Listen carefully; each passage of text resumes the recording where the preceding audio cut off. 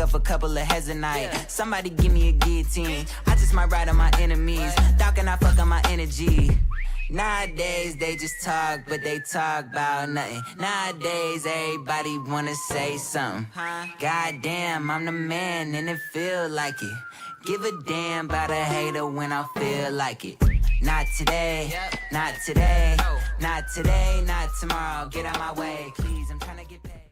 What is up, Earth's mightiest subscribers? It's your boy Ernie, the Blerd Without Fear. Got the homie Robo of Left Face TV. Welcome. Oh man, episode 59. Good Lord, 59 of the Nerds of Culture podcast. I don't know. Can we say the woke shade room anymore? Because I feel like they've been fucking up. Can we say that anymore? I don't even want to. What we got? We call it the woke breakfast club. There you go. We'll do that. Yeah. We just need more people. We need somebody behind. We need we need like a gossip. We need a gossip columnist over off to the side. We need to have like a DJ somewhere else, like whatever. That's like low key problematic, but always got to be getting checked by somebody else, right? Always staring at some random woman's titties or something. I don't know, right? Yeah, that whole thing. Is that well, shit. If that's the case, I mean, I could do both. I could do like the woke one, and then and then every now and then you get like a off the camera man eater slapping the side of the head. Like, see, that's what we get. I tell you, man, it's that's where we're at right now. That's where we find ourselves. But no, welcome back. Yeah, welcome back to the Woke Breakfast Club. The Woke Breakfast Club of comics and comic book related media and all sorts of other nerd related media. We're going to be talking about culture. Just also the most important part, and I'm not going to let us forget it.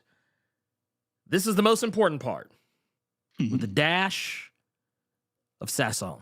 Okay. Yeah, just a dash. Just a dash. Not you can't be out here doing like a pinch, right, or like a teaspoon, or you can't do that. It's too much. You might get a little too heavy handed. Too much flavor. Yeah, we gotta be careful. We gotta be careful for the folks out there who cannot handle flavor. Like you can't go to Flavor Town. You can't go to Flavor Town. No, in all seriousness though, yeah, we're like I said. If the thumbnail didn't tell you, if it didn't tell you, we are going to be talking about Castlevania Nocturne Season 2. I finally got to watch it, and we're going to talk about some stuff with it. I'm going to be brutally honest. Don't expect any like in-depth breakdowns of like. Are you finished it? Or no? Yeah, no, I finished it. Okay. But I mean, just in terms of like, ooh, how does this compare to the game's lore or this? I'm not real. I mean, right. In terms of the representation part of it, that we're going to talk about, but like, don't think we're going to be like, ooh, and then this part right here connects to the greater meaning behind. I'm not here to talk about that. I'm here to talk about one thing, and that is the representation and diversity of the show and how it was handled. This season, in conjunction to how it was handled in the first season, and maybe even in some contrast to how it was handled in the first season, this season go around. That's right. Not to mention what we can be looking forward to in the future, especially with regard to representation. Yes. Oh, 100%. 100%. I would even, I think that's 100%. That's 100%. And there's some other little, BS stuff that we'll bring up here and there. Don't you worry your pretty little heads. We got plenty to talk about. Unless Netflix like changes their moderation and says, nah, that's DEI. We can't do it, right? We change the rules and we're like, too many. Oh, you can finish it. Yeah. Here we go. I got you. Too many niggas. There you go. I got you. Say, look, President Trump said this is illegal now. Yeah. And we're gonna have to lighten this up. We're gonna have to put some more creamer in this motherfucker. Need more white people. it's illegal to not have enough white people now. It's funny to me because I think a lot of the people that you saw online complaining about the lack of authenticity when it came to the characters in question, which I'm gonna be honest with you. And yeah, I was gonna save this from when we actually got into it proper, but I'm gonna say it now because I do feel it bears it bears mentioning. It does bear mentioning on some level, but I personally felt like a lot of the characterization in the Castlevania games, for as much as I fucking love them, it's a little one note. It's a little one note. A lot of the characters that that we're looking at in this, a lot of them are basic. You talking about for the show or the game? For the game. game. Oh yeah. Yeah. It's a 2D side scroller, Metroidvania, like sprites and all that stuff. You're not getting higher art.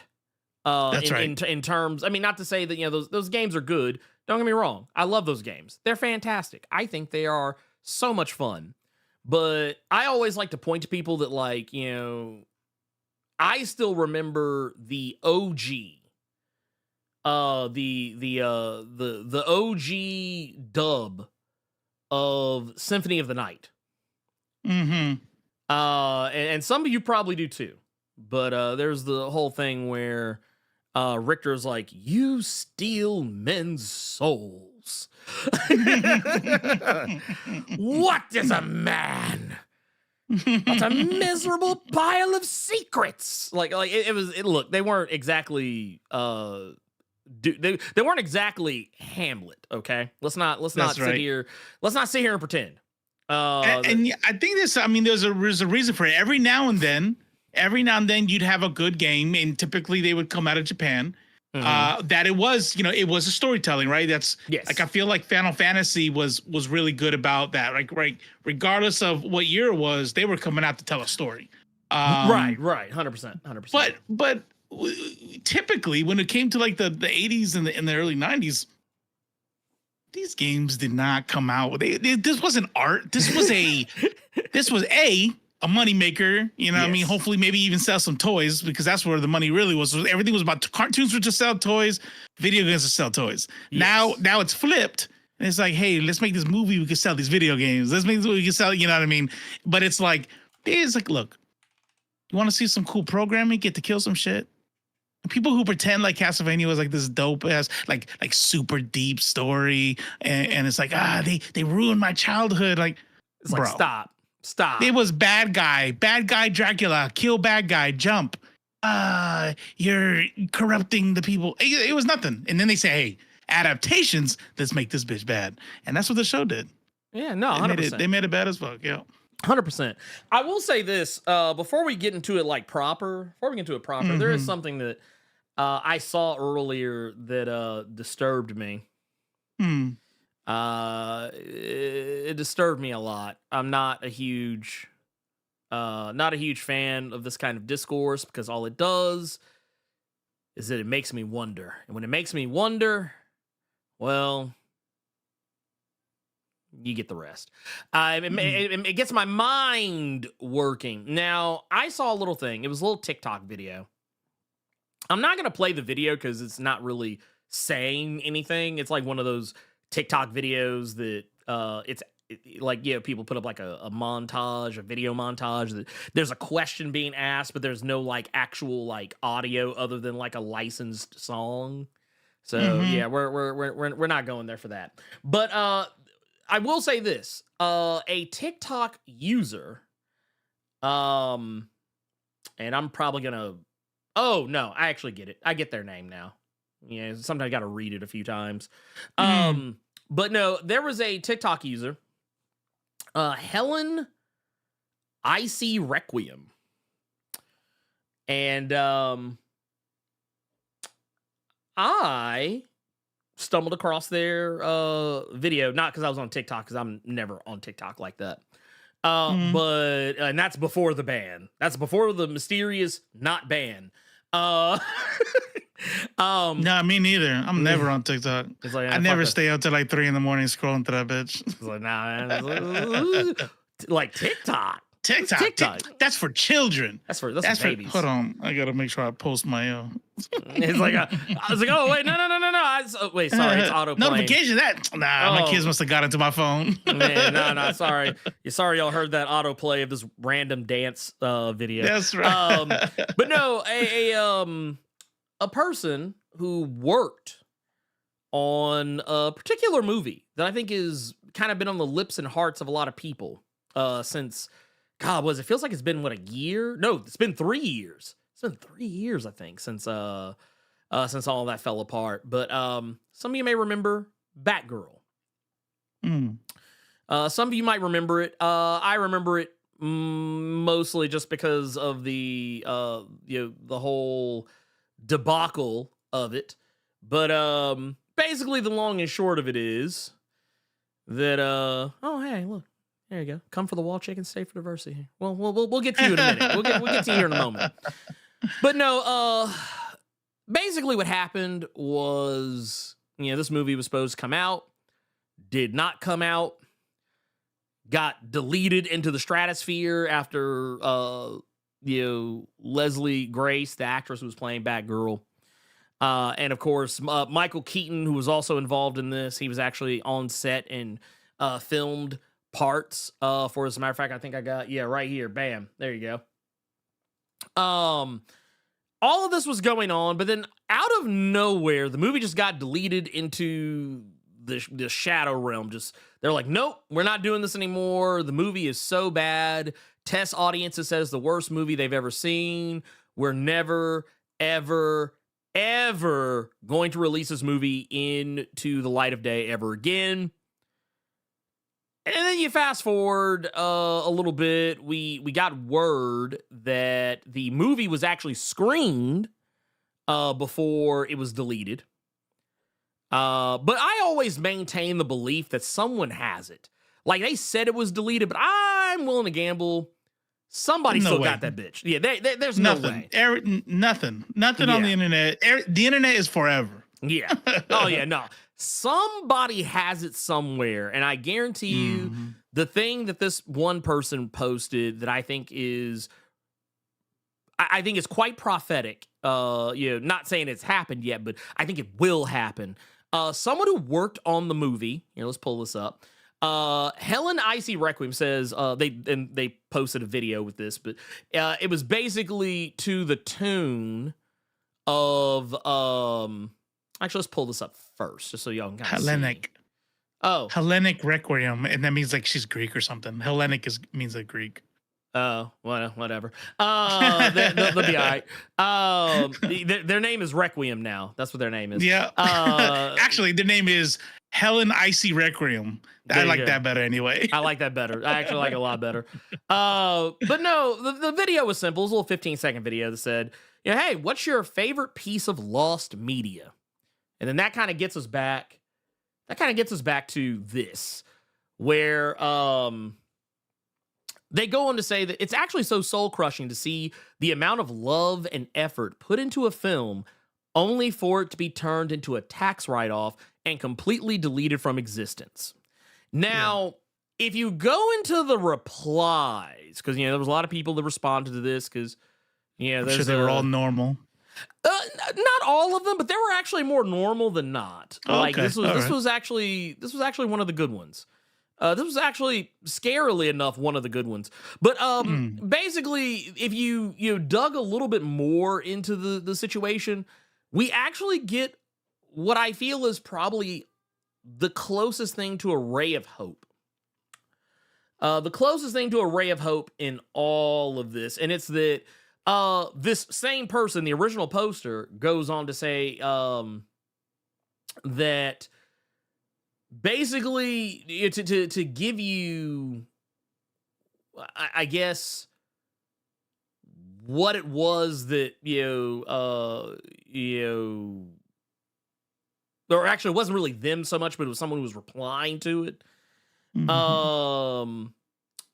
They basically said that this is someone by the name of Annie Mitchell, I believe. They said that that they believe, or rather, no, first they said it's insane that they scrapped it. It was literally completely finished, visual effects and everything. This is someone who worked in the art department for the film while they were filming in Glasgow. And they go on to say that I definitely believe it still exists, though. Really hoping someone leaks it in 10 years. In 10 years' time. Now... Shit, do that now. That's what I said. 10 years? I was like, 10? Shit, I might be gone. Shit. Yeah, that's right. Look, you better put that shit out now. Shit. Yeah. But the reason why this is funny is because something you sent me. And I want to pull this up because I think it's hilarious. Because remember, when all this was going on, everybody was like, oh, yeah, the movie is definitely gone. It's totally gone. It was totally deleted off the hard drives of the Warner Brothers servers. There's no way this movie could have could be saved. But the other thing that people were also saying was that the movie wasn't finished, so it's okay that they scrapped it. But as I just said, we just got word from someone who worked on the art department side of things, said that everything was completed. It was done. And I think some other people even point out it was done enough that they could hold a screening for it. I was just about to say that. Just about to say, like, I'm like, how do you screen some shit? Like, what is it all like you know those behind the scenes shit that we saw with we saw with Wolverine and like that's what they screened. Well, no shit, nobody liked it. If you were like, huh.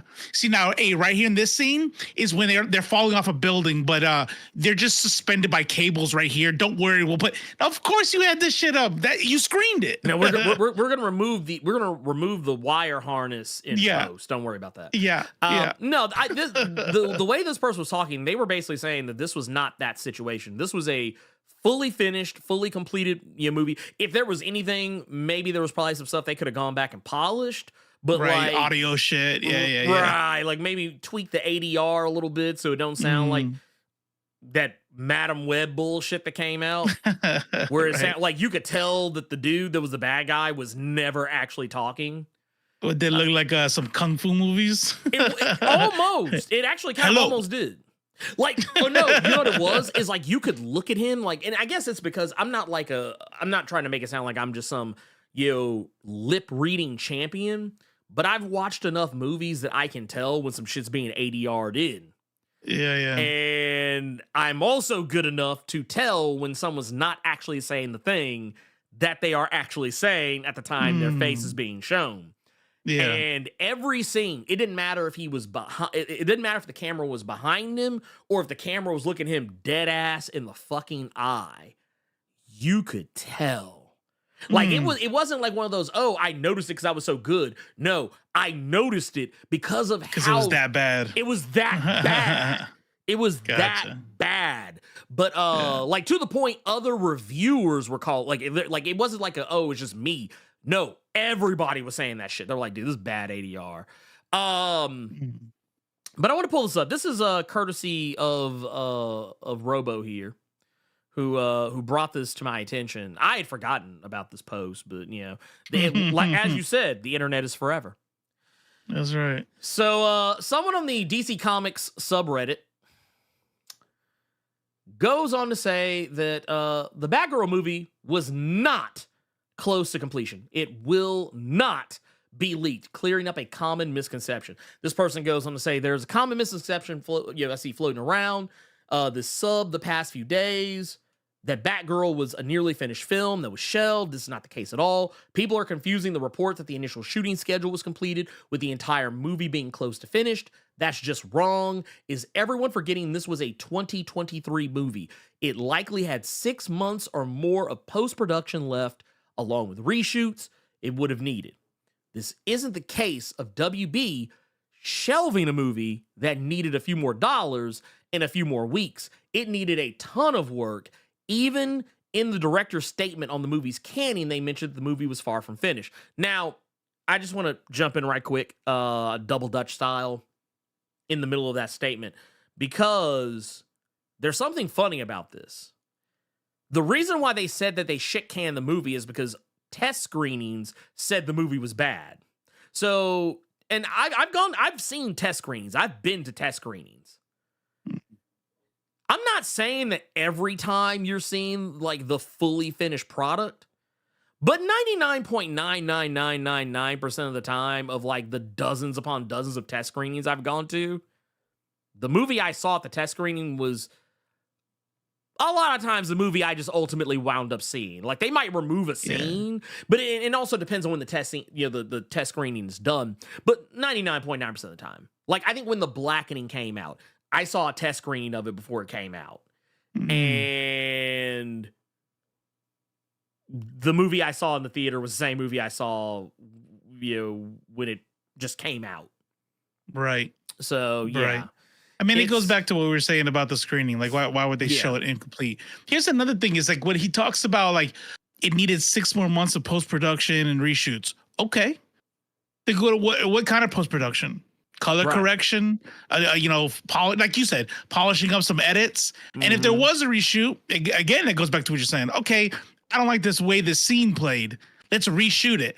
Well, that doesn't mean that what you had was incomplete. Like we said, like people out there with the mocap outfits and shit. Like obviously there was enough shit done to have a screening, Yeah.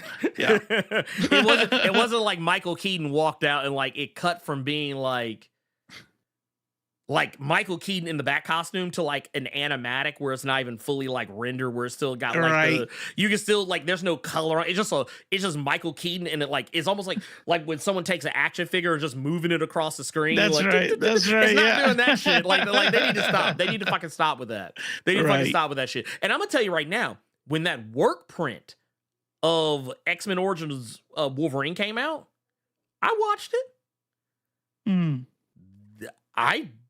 It's been a while because X-Men Origins Wolverine's not a movie I just go back to very often. I'm pretty sure the movie I saw in the work print was the same movie I saw when it came out in theaters. The only difference was the effects were finished. That was the only thing that was different. But 99.9% of the time when you go see a test screening, you are watching a finished movie. And while they may take notes on things you say, a lot of the times, yeah, they will go back, maybe go like, oh, hey, let's go back and reshoot this scene if it's like particularly bad. But like a lot of times if a movie is just garden variety bad, they ain't changing shit. They're like, nah, put this shit out. They'll be fine. Yeah, like Madam Web. Exactly. But to take it a step further, they said while tens of millions was likely spent on the movie already, that post-production was likely factored into the budget. So by eliminating that, they are in fact saving likely millions from their $90 million budget that won't actually be spent. Okay, first off, we know this is a lie because they did spend the money. The money was spent. They got it as a tax write-off. Here's the thing about tax write-offs. You can't claim, at least you're not supposed to. You're not supposed to be getting money back from a tax write-off if you didn't spend the amount of money that you claimed you spent. That's called defrauding the IRS. Now, it's not to say that they would not do something like this, but I'm just saying that's a lot of fucking money to be playing with the IRS. I'm just putting that out there. They also going to say it's not going to magically leak like that infamous Fantastic Four movie. It didn't have anything more than likely a super rough test screening out. Any footage that will possibly leak won't have much, if any, VFX done and will not have any polish. Now, I'm going to go to right now. This is a burner account. This is David Zaslav's burner account. I'm telling you that right now. You can't convince me otherwise. You can't convince this is a David come on now. There's somebody out there being like, there is no film. Right? They're like what, you remember that you remember that skit from Dave Chappelle, the Black Bush skit where he's all like, oil. Yeah. Would you talk about oil for a bitch you cooking? And he slapped the water over and take off running. That's basically what this person did with the subreddit. That's basically what they did. Right. Did the same shit. Like, get that shit out of here. All right, take off, run. That's basically what they're doing. I know you're half kidding, but I think, what's funny? I think you might be onto something, because what kind of regular ass person is going to sit there and say shit like, trust me, it wasn't done. And they're making these claims on like, Like, Elite X1 said in the show, like, who are you? Who are you? Like, you're talking with some confidence. Like, you, Zaslow? Is that you? Dude, is that you in there? let me tell you something. Grace Randolph ain't even that confident. Grace Randolph ain't that confident. She has said some spectacularly stupid things. She's actually said some spectacularly dumb shit. And that's I'm not even counting the dumb stuff she said about Sonic 3. I'm not even counting that. Yeah. But no, the whole point of that is just that, I'm calling it. This movie, I don't even think it's going to take 10 years. I guarantee you, like, give it a little more time. Give it a little more time. I promise you, someone's going to, this shit's going to hit the internet. It's going to hit the internet. I don't know how long the NDAs are for anyone who worked on the film. And honestly, anyone who does leak it, it'll probably be very easily trackable. So if someone does leak it, it's going to have to be somebody who does not give a fuck. Like, it's going to have to be somebody who does not care. Like, because I'll be honest with you, if you leak it, you will be blackballed. You will be blackballed. And here's the thing. The only way you won't be is if you can get away with the stay anonymous. Well, no. You pull a Deadpool. See, a lot of people don't remember. So the reason why Deadpool actually got made, the first film was actually probably not going to ultimately see the light of day. But then suddenly a mysterious proof of concept leaked onto the internet. And oddly enough, was actually in the finished product. They just tightened it up. But like, you could tell that the Deadpool you were looking at was not actually Ryan Reynolds in costume. It was very clearly like there was some CGI in there somewhere. But basically they shot the proof of concept, and Ryan Reynolds was open about it. He said he was the one that leaked it. And it's ultimately because of the buzz, because of the buzz surrounding it, the studio's like, oh shit, people are eating this up. Get him whatever he wants. Get him whatever. How much do y'all need? Here, fuck it. Here, wait. Yeah, write the check. Don't even. No. You know what? I'm not even. You know what? Fuck it. I'm not writing anything down here. You just take this. Here, you just. Here, you take this. Go. You figure it out. Bill me like. Look, just. Don't tell me how much it costs. That's basically what they did. And the thing is, like, that was. Now, I will be honest with you. There's an alternate timeline where Ryan Reynolds leaked that shit, and it bombed. Like it was like, oh, this is ass. Oh, this is bad. Ooh, y'all didn't put no love in this. And then Ryan Reynolds is never seen or heard from again. So yeah, not by Marvel anyway. Shit, not Fox either, because at the time that was Fox. Yeah, true. So like, I promise you that, and I think Ryan Reynolds even said as much. He even said that he was like, he said if people didn't gravitate towards that test footage, his goose was cooked. Like, you would never know him as Deadpool. He would forever have the stink of Green Lantern on him. Green Lantern. That man. Or as Deadpool. You know what I'm talking about? Yeah. Yeah. With that no mouth bullshit ass shit. Oh yeah. Yeah. Oh no, like that, like Baraka Pool is who that was. Yeah. Right. Ooh, man. And see that's kind of my that's why I don't believe any of this bullshit. I don't believe any of it. I think these are lies. I think someone is trying to carry water. And like I said, okay, if it's not David Zaslav's burner account, it's someone who works at Warner Brothers Discovery. It is someone who works there and has some level of skin in the game. You cannot convince me otherwise. Yeah. I mean, here's the deal is, you get this kind of like talk where it's like, what if it's bad? I'm like, bitch, how many bad movies have you put out? It might be bad. I mean, that's the thing is like, there's not going to even be any I told you so. Shit, it might be bad. Okay. But you're going to tell me Shazam comes out, Madam Web comes out, all these fucking goofy ass Craven comes out.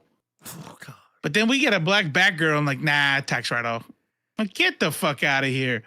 Give me a bad, but it's if it's bad, it's bad. You know what I mean? You give me all those shitty ass Zack Snyder movies, right? A couple of them are pretty good, but you give me do some shit that completely ruins the franchise. They got to restart the whole thing, but you won't give me a my black Batgirl. Mm-hmm. Come on. Oh yeah, After Latina at that, yeah. She's still black. Yeah, I mean, yeah. Black, yeah. We all black. But no, I have so many reservations about the validity of that. Because, like I said, just real quick to pull it back up, this shit aged like spoiled milk. Right? This shit aged like this milk was already not even spoiled. Close. 3 years later. Nah, it was done. It was pretty much done. It was done. Well, oh shit. Play me off. Play me out, Jimmy. Right? Like, I don't know, man. I have so many questions about this. But no, that's the one thing. That's the one thing. And another thing, real quick too. Have you been keeping up with any of the with any of the Invincible stuff? Have you kept up with the Invincible stuff that's been going on lately? The casting. Is the new season's not out, right? No. Okay. No, I haven't. Well, as it turns out, the word on the street. I say word on the street. This shit's like public knowledge now. But apparently, and shout out to Black Girl Nerds.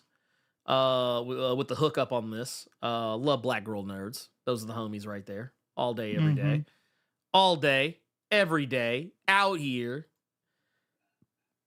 The word is out on the street that we got some casting announcements. We got some casting announcements for some of the voice actors. They Amazon Prime went a little Breaking Bad. Really? A little Breaking Bad. Yeah. But we got it right here. Hey. We got Aaron Paul. Pinkman himself. That's what's up. Pinkman himself. Out here is going to be playing Powerplex. Is he going to last more than an episode? Does this character last? Okay, it's funny you say that. Powerplex is a character who actually, well, I don't know how the animated series is going to do this, because they can always change it up, and they often do. But Powerplex was a character who had a little bit of an arc.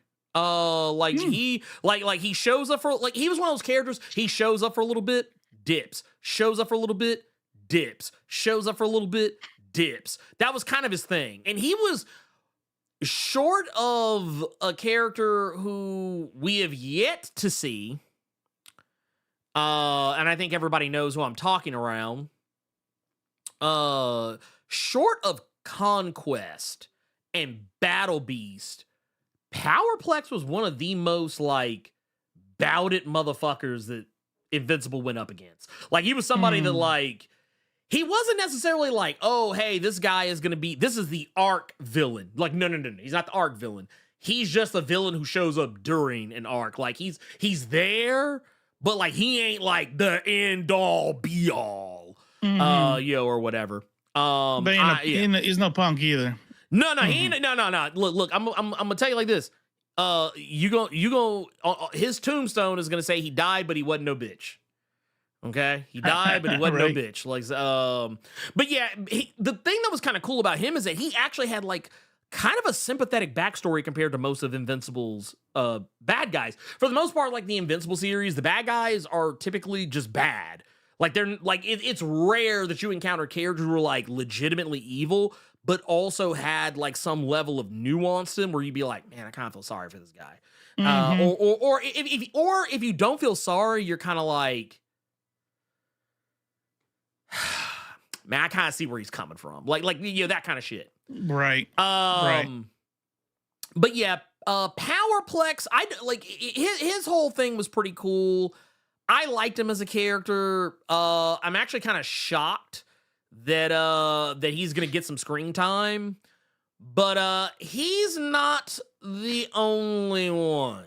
He's not the only one who has been announced. We got another one. Y'all might want to get ready, brace yourselves, because we got another Breaking Bad alum, Jonathan Banks.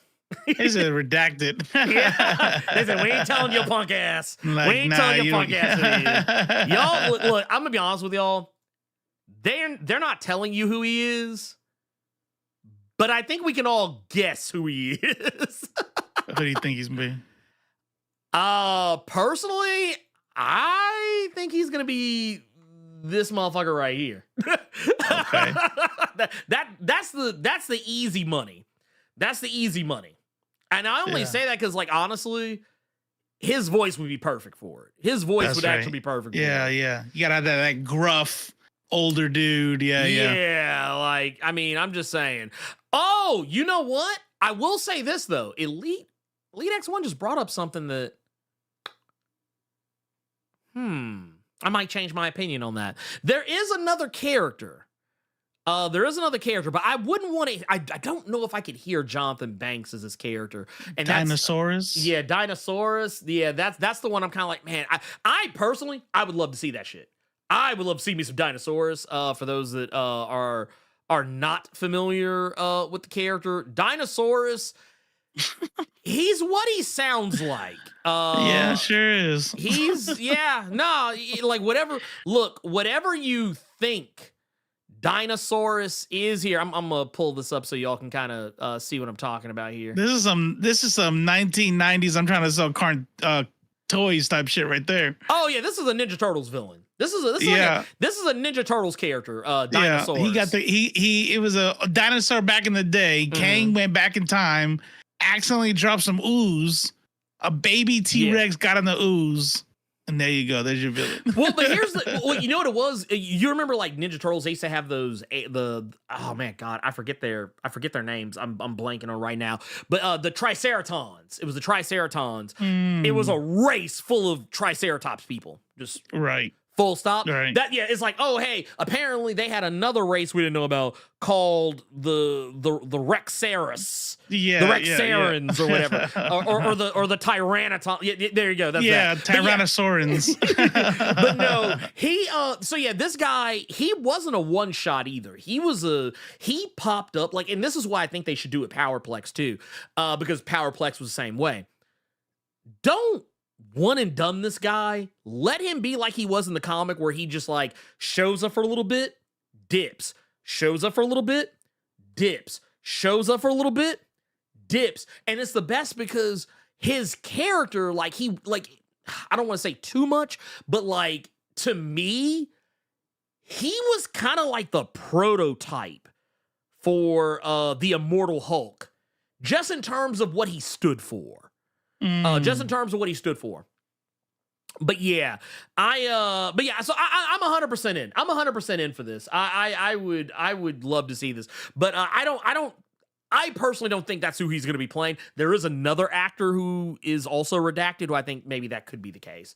But let's go on our next one. We got another one. We got Shang-Chi. Hey. Simu Liu out here. Yeah. The woke king himself. Man, I love this guy. You know, man, I'm gonna tell y'all right now. If there are ever any like, and I think someone actually did try to do this to him like before Shang-Chi came out, but like, I don't give a fuck about what you did, so long as you ain't doing that shit no more. I think he said some wild shit like back in the day, but like, some like anti-black shit or homophobic shit. I don't remember if it was anti-black. I just remember it was something that was kind of like, it's like, ooh, man, right for Shang-Chi he's cool. He's cool today. He's cool. I'm like, look, man, he a woke king today, and that's all that matters. That's right. That's right. He is going to be playing Multipal, who, if you cannot tell, is the brother of Duplicate. The cousin of Maddox. Yeah, Maddox, the Multiple Man. That's what it was. Okay, Primo El Mundo. That's what it was. Wait. All right, I'm getting conflicting reports. Okay, anyway, point is, that's old shit. That's old shit. He's a woke king now. He is forgiven. He is forgiven. But no, Multi-Paul is a character who shows up for a nice little chunk, and as you would assume by the name, it's same powers duplicate. I like honestly, you never know. They could change up anything. So what they're gonna do with this character is anybody's guess, but just know that Simu Liu, he's out here. We also got Blue Beetle himself. Drop kicking fight master. Ooh. I gotta write. I read like part of the first volume, and then I stopped reading because I didn't want to have like spoilers for the show. Oh yeah. Then I found out the show didn't follow the comic, but I never picked up the comic back up. I feel like everything in this comic book is like 80s style drop kick fight master dungeon, but it's like, but also like rated R. It's like and the thing is, like, and also making fun of itself. Because okay, what was it? They did it this last season with what did they call him? They didn't call him Science Dog. I think they called him something else. But he was more like Doctor Strange than he was what he was in the. So like there was a character that Mark, like there's like a comic book character. I know you're talking about. Yeah. I know you're talking about. Yeah. In the comic, his name was Science Dog. I think it was it Sorcerer Dog? Seance. That's what it was. It was Seance Dog, and they made him more like Doctor Strange for the cartoon. But I knew it was something that was kind of like vaguely close to science.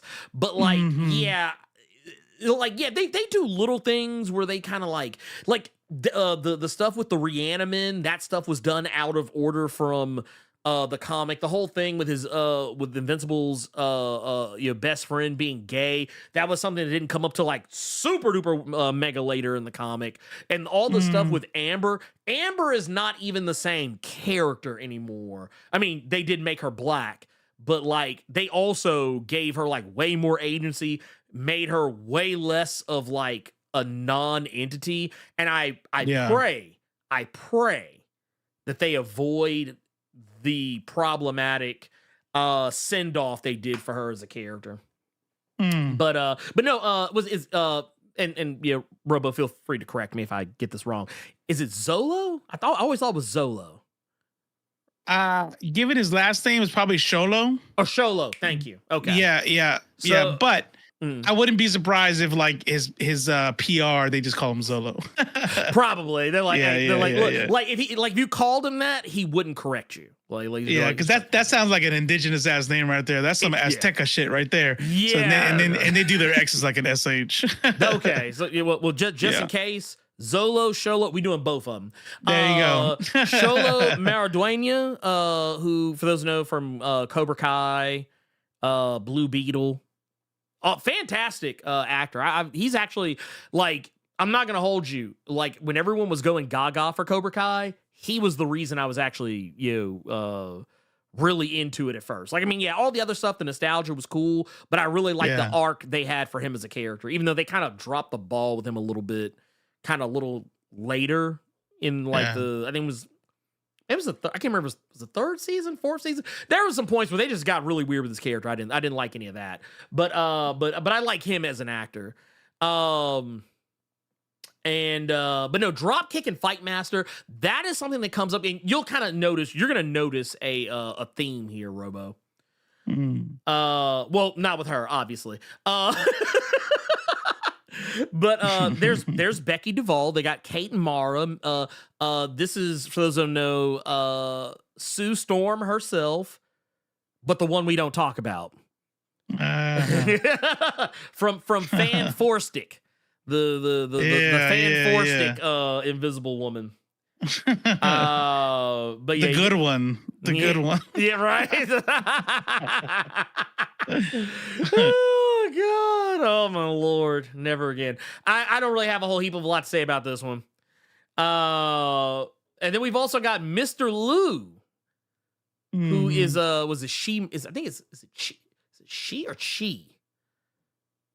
I'm gonna fuck it up. Either way, we're gonna say both of them. Chi Ma is what I'm gonna go with here. But yeah, that's a big ass fucking dragon man that shows up kind of in the middle of the proceedings as well. So I'm looking forward to that. And there was also, oh man, I don't think they have this one on here, so I'm gonna have to actually like pull this up. I think I actually have it in the there's a Bleeding Cool article, I think also had it as well. But yeah, here we go. Here we go. I'm just gonna pull this whole thing up because they have it all as like one solid frame. Excusez-moi. But this is it right here. We're gonna have so these were there were three that were left off. So Doug Bradley, are you familiar with Doug Bradley, Robo? I'm trying to see his face. I feel like I know his face, but no, I don't think so. That's the Hellraiser. That's Pinhead. Okay. Oh shit. Yeah, that's dope. That's Hellraiser like a motherfucker. Okay. But yeah, okay. I'm here for it. I'm here for this. We don't know who he's playing. It's been redacted. It is that means it's gotta be something dope then. Yeah, it is definitely gonna be something that's considered a spoiler. Who plays Space Freddie Mercury? I have a lot of questions about it. I don't know. I actually, you know what? I don't know. Because here's where I'm gonna kind of give my piece on how Invincible on Amazon Prime's being handled. They do this thing where, because I remember Carter and I talked about this before when season 2 was on the way, and I was like, I think they're gonna have Anissa or whatever her name is show up at some point before the season's over. He was like, yeah, they're not gonna get that far. I was like, dude, I was like, they got real far in the first season with just like a handful of episodes. I was like, I promise you, I seriously believe that she's gonna show up, and sure as shit, she showed up.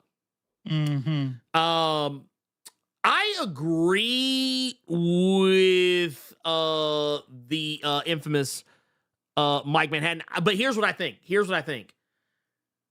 I think that it is Sholo, by the way. It is okay. Sorry. Thank you. Yeah, No, I was listening to good. him talk about it on the side. I was just like I was nodding my head, like but I'm like listening because it was really bothering me. Like, is it? And he's on TikTok talking about how important it is and how dope it is that people try to say his name right. And I was right. It is Sholo. It is okay. Well, because under normal circumstances, when I have time to prepare, I usually just look the shit up.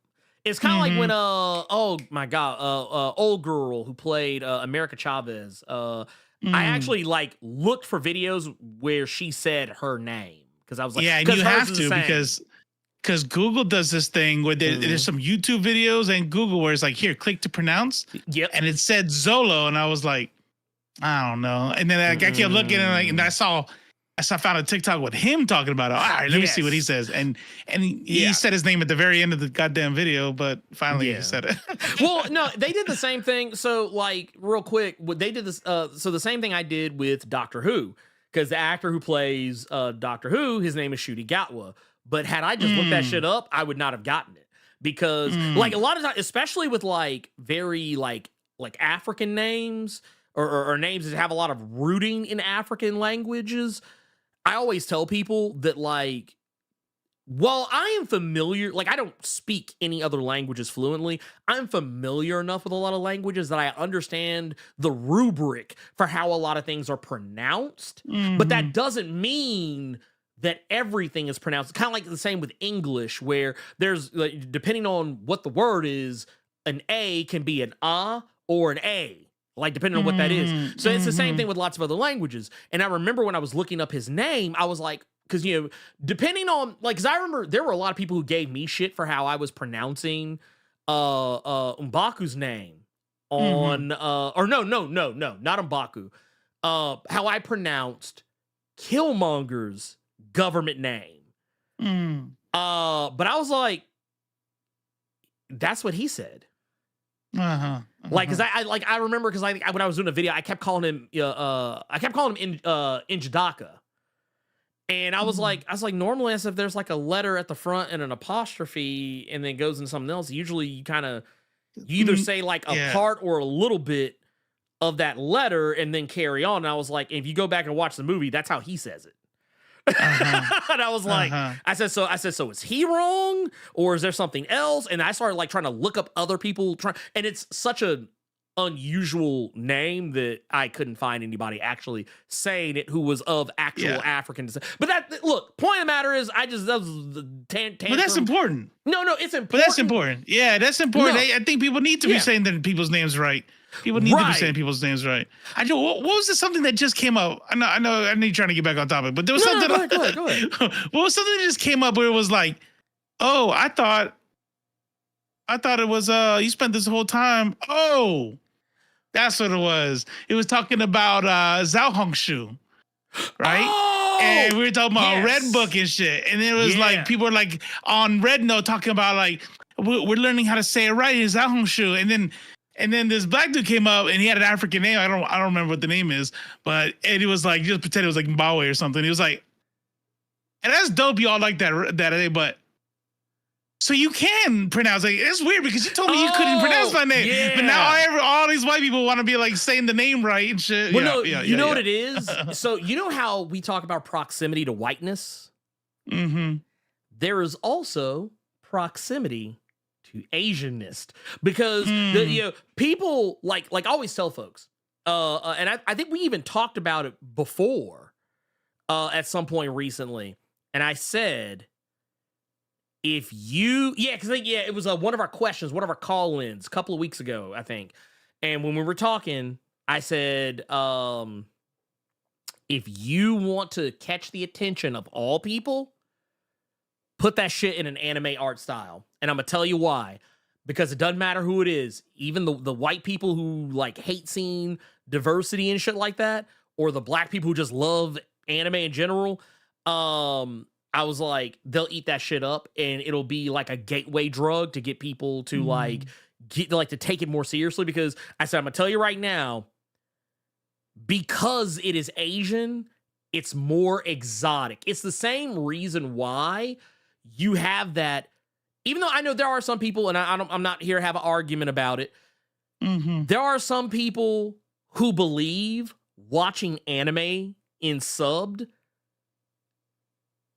you're better or some shit. That it makes them better, and that I'm more cultured. But what the reality is, and those people may believe that, they may genuinely believe that. Right. But deep down, what your lizard brain is actually doing is, because your brain, and you may not recognize that your brain's working harder to follow, but it actually is. You're just used to it now. But your brain was trying to convince you that because your brain was working harder to follow, because you're having to read as opposed to just listen, your brain has convinced you you're watching higher art.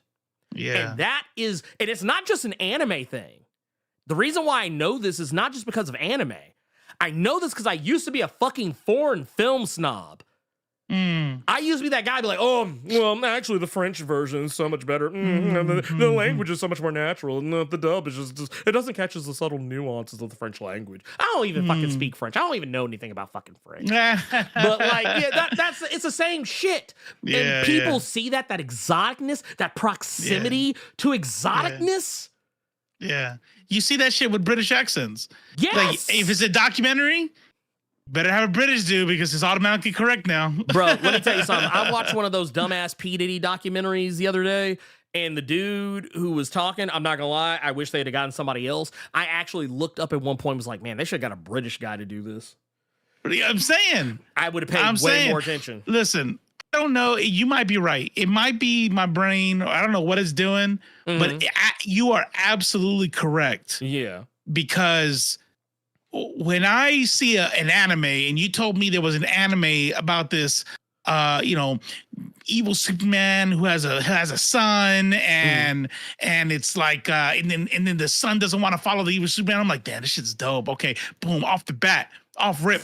When I sit there and when I first saw Invincible, before it was introduced, before somebody told me it was dope, when I first saw it, I was like, Is this like for kids or something? It was literally just the art style that turned me off. Yeah. And it wasn't until other people were like, this shit is so dope. And I finally like, okay, this is dope. But it was literally just the art style. So I was like, what is this? But if it had been in like manga style, I'd have been like, automatically, yeah, this is dope. Oh, no. And see, here's the thing. That's the thing was so hilarious to me about it is because you know what? I want everybody to try this. I don't know if Invincible is available in the Japanese language or any other language for that matter. Go watch Invincible with a different language track and come back and tell me if it enhanced it for you or not. Especially if it's a Japanese track. Like, I'm gonna tell you right now, I bet you there's a lot of people. It's probably gonna be pretty dope. It might be dope because those Japanese voice actors are sick. Well, and here's the thing: it's not even just like a voice actor thing. It's like just Japanese people in general. Because I always would hear people say, "Oh man, that's why anime subs so much better because when they do the dubs, they really put their heart and soul into it." I was like, that's not just anime; that's everything. Have you ever anyone who watches Japanese wrestling? Back me up.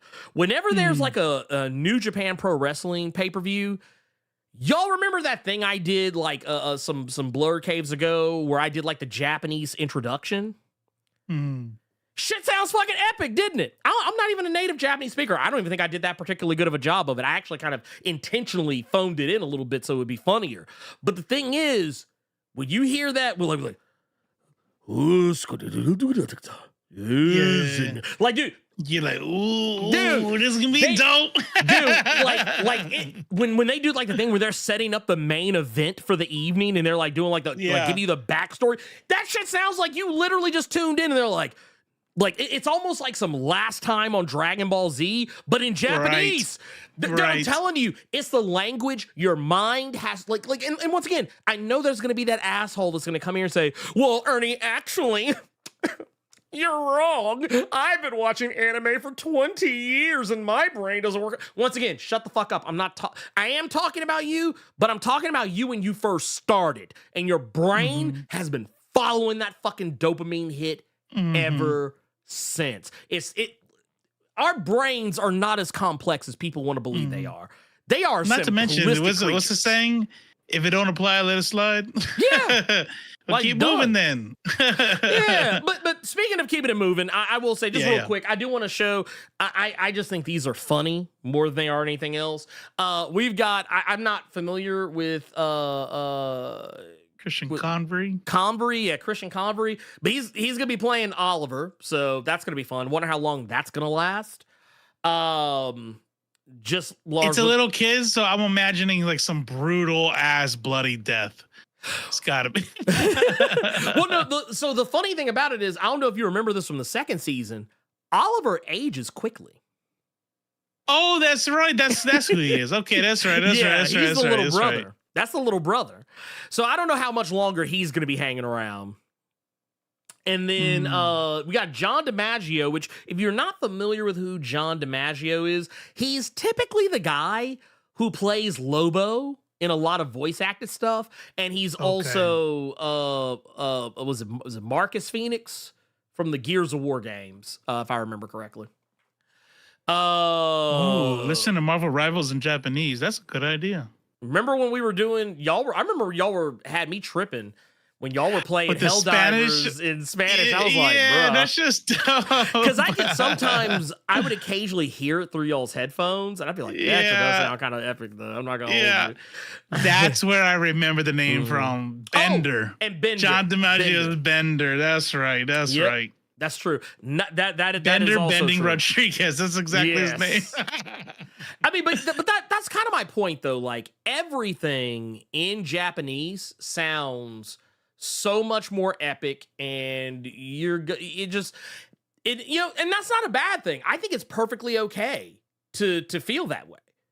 I think. Can I be devil's advocate? Can it be like some people, your brain thinks it's exotic or whatever, but could we also can they get some flowers? Like sometimes their shit is just that epic. Like they make dope shit. I mean, it's a little bit of both. But I think that it's but I think when people try to make the argument that they do shit nobody else can do. Yeah, that they're doing something no one, because I'm gonna be honest with you. this is gonna sound like sacrilege. Not an anime. Oh. But Godzilla -1. I actually prefer the dub over the I actually saw the movie originally in Japanese when it was in theaters. Mm-hmm. But I actually think the dub's better. Mm. But the thing is, it's all about who you get to do these things. That's right. And That's right. Case in point, I think Cowboy Bebop in Japanese sounds great. But you ain't gonna catch me watching that motherfucker in Japanese willy-nilly. That's like a what dub is horrible? Like What's embarrassingly horrible. Squid Games. If you get a chance to go watch Squid Games in English, that shit is bad. Oh, did you? Well, that shit is like corny as hell. I'm like, nah, I gotta put this shit back. When I watch it, well, I will say this because of the way my brain works. Mm-hmm. I watched the first season. The first season I watched mostly in Korean. But when it became one of those things that Cynthia and I were watching together, we started watching in English because she can't do subtitles. Okay, yeah, you were telling me. Yeah. And we watched the second. And to be fair, the second season, I mean, it's not that it's. I don't even think that it's horrible because I've heard way worse. I've actually I've watched a lot of dub shit. I don't even think Squid Game is even in the top 100 worst dub things I've ever heard. I've heard that much bad dub stuff, but I will say if I had a preference, that's probably one of the areas I would watch it in Korean. However, because of how much, or not how much, but how little time I have, and because I don't like reading all the time, and you play it in the background, yes. I don't want to miss anything. So I've actually told people recently, there's some movies that I'll start and be like, oh, they don't have an English option. No. Well, that means I can't look at my phone. I can't wash dishes. I can't do shit. Yeah. I can't edit. I can't read. I can't play a game off to the side. I can't hang with my fucking kid and watch it either. It's just so this is something that if I have to watch it this way, I'll get to it when I get to it. No, that's right. I'll tell you this much.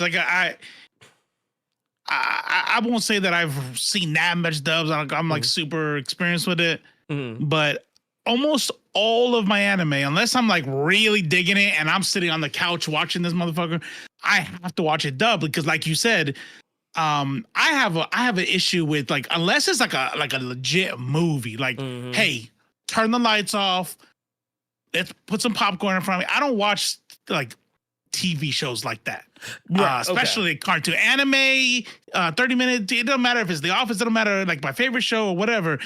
Unless it's a movie, I don't know. I always got to be doing something. I'm gonna go clean up the whatever, or play a video game or whatever.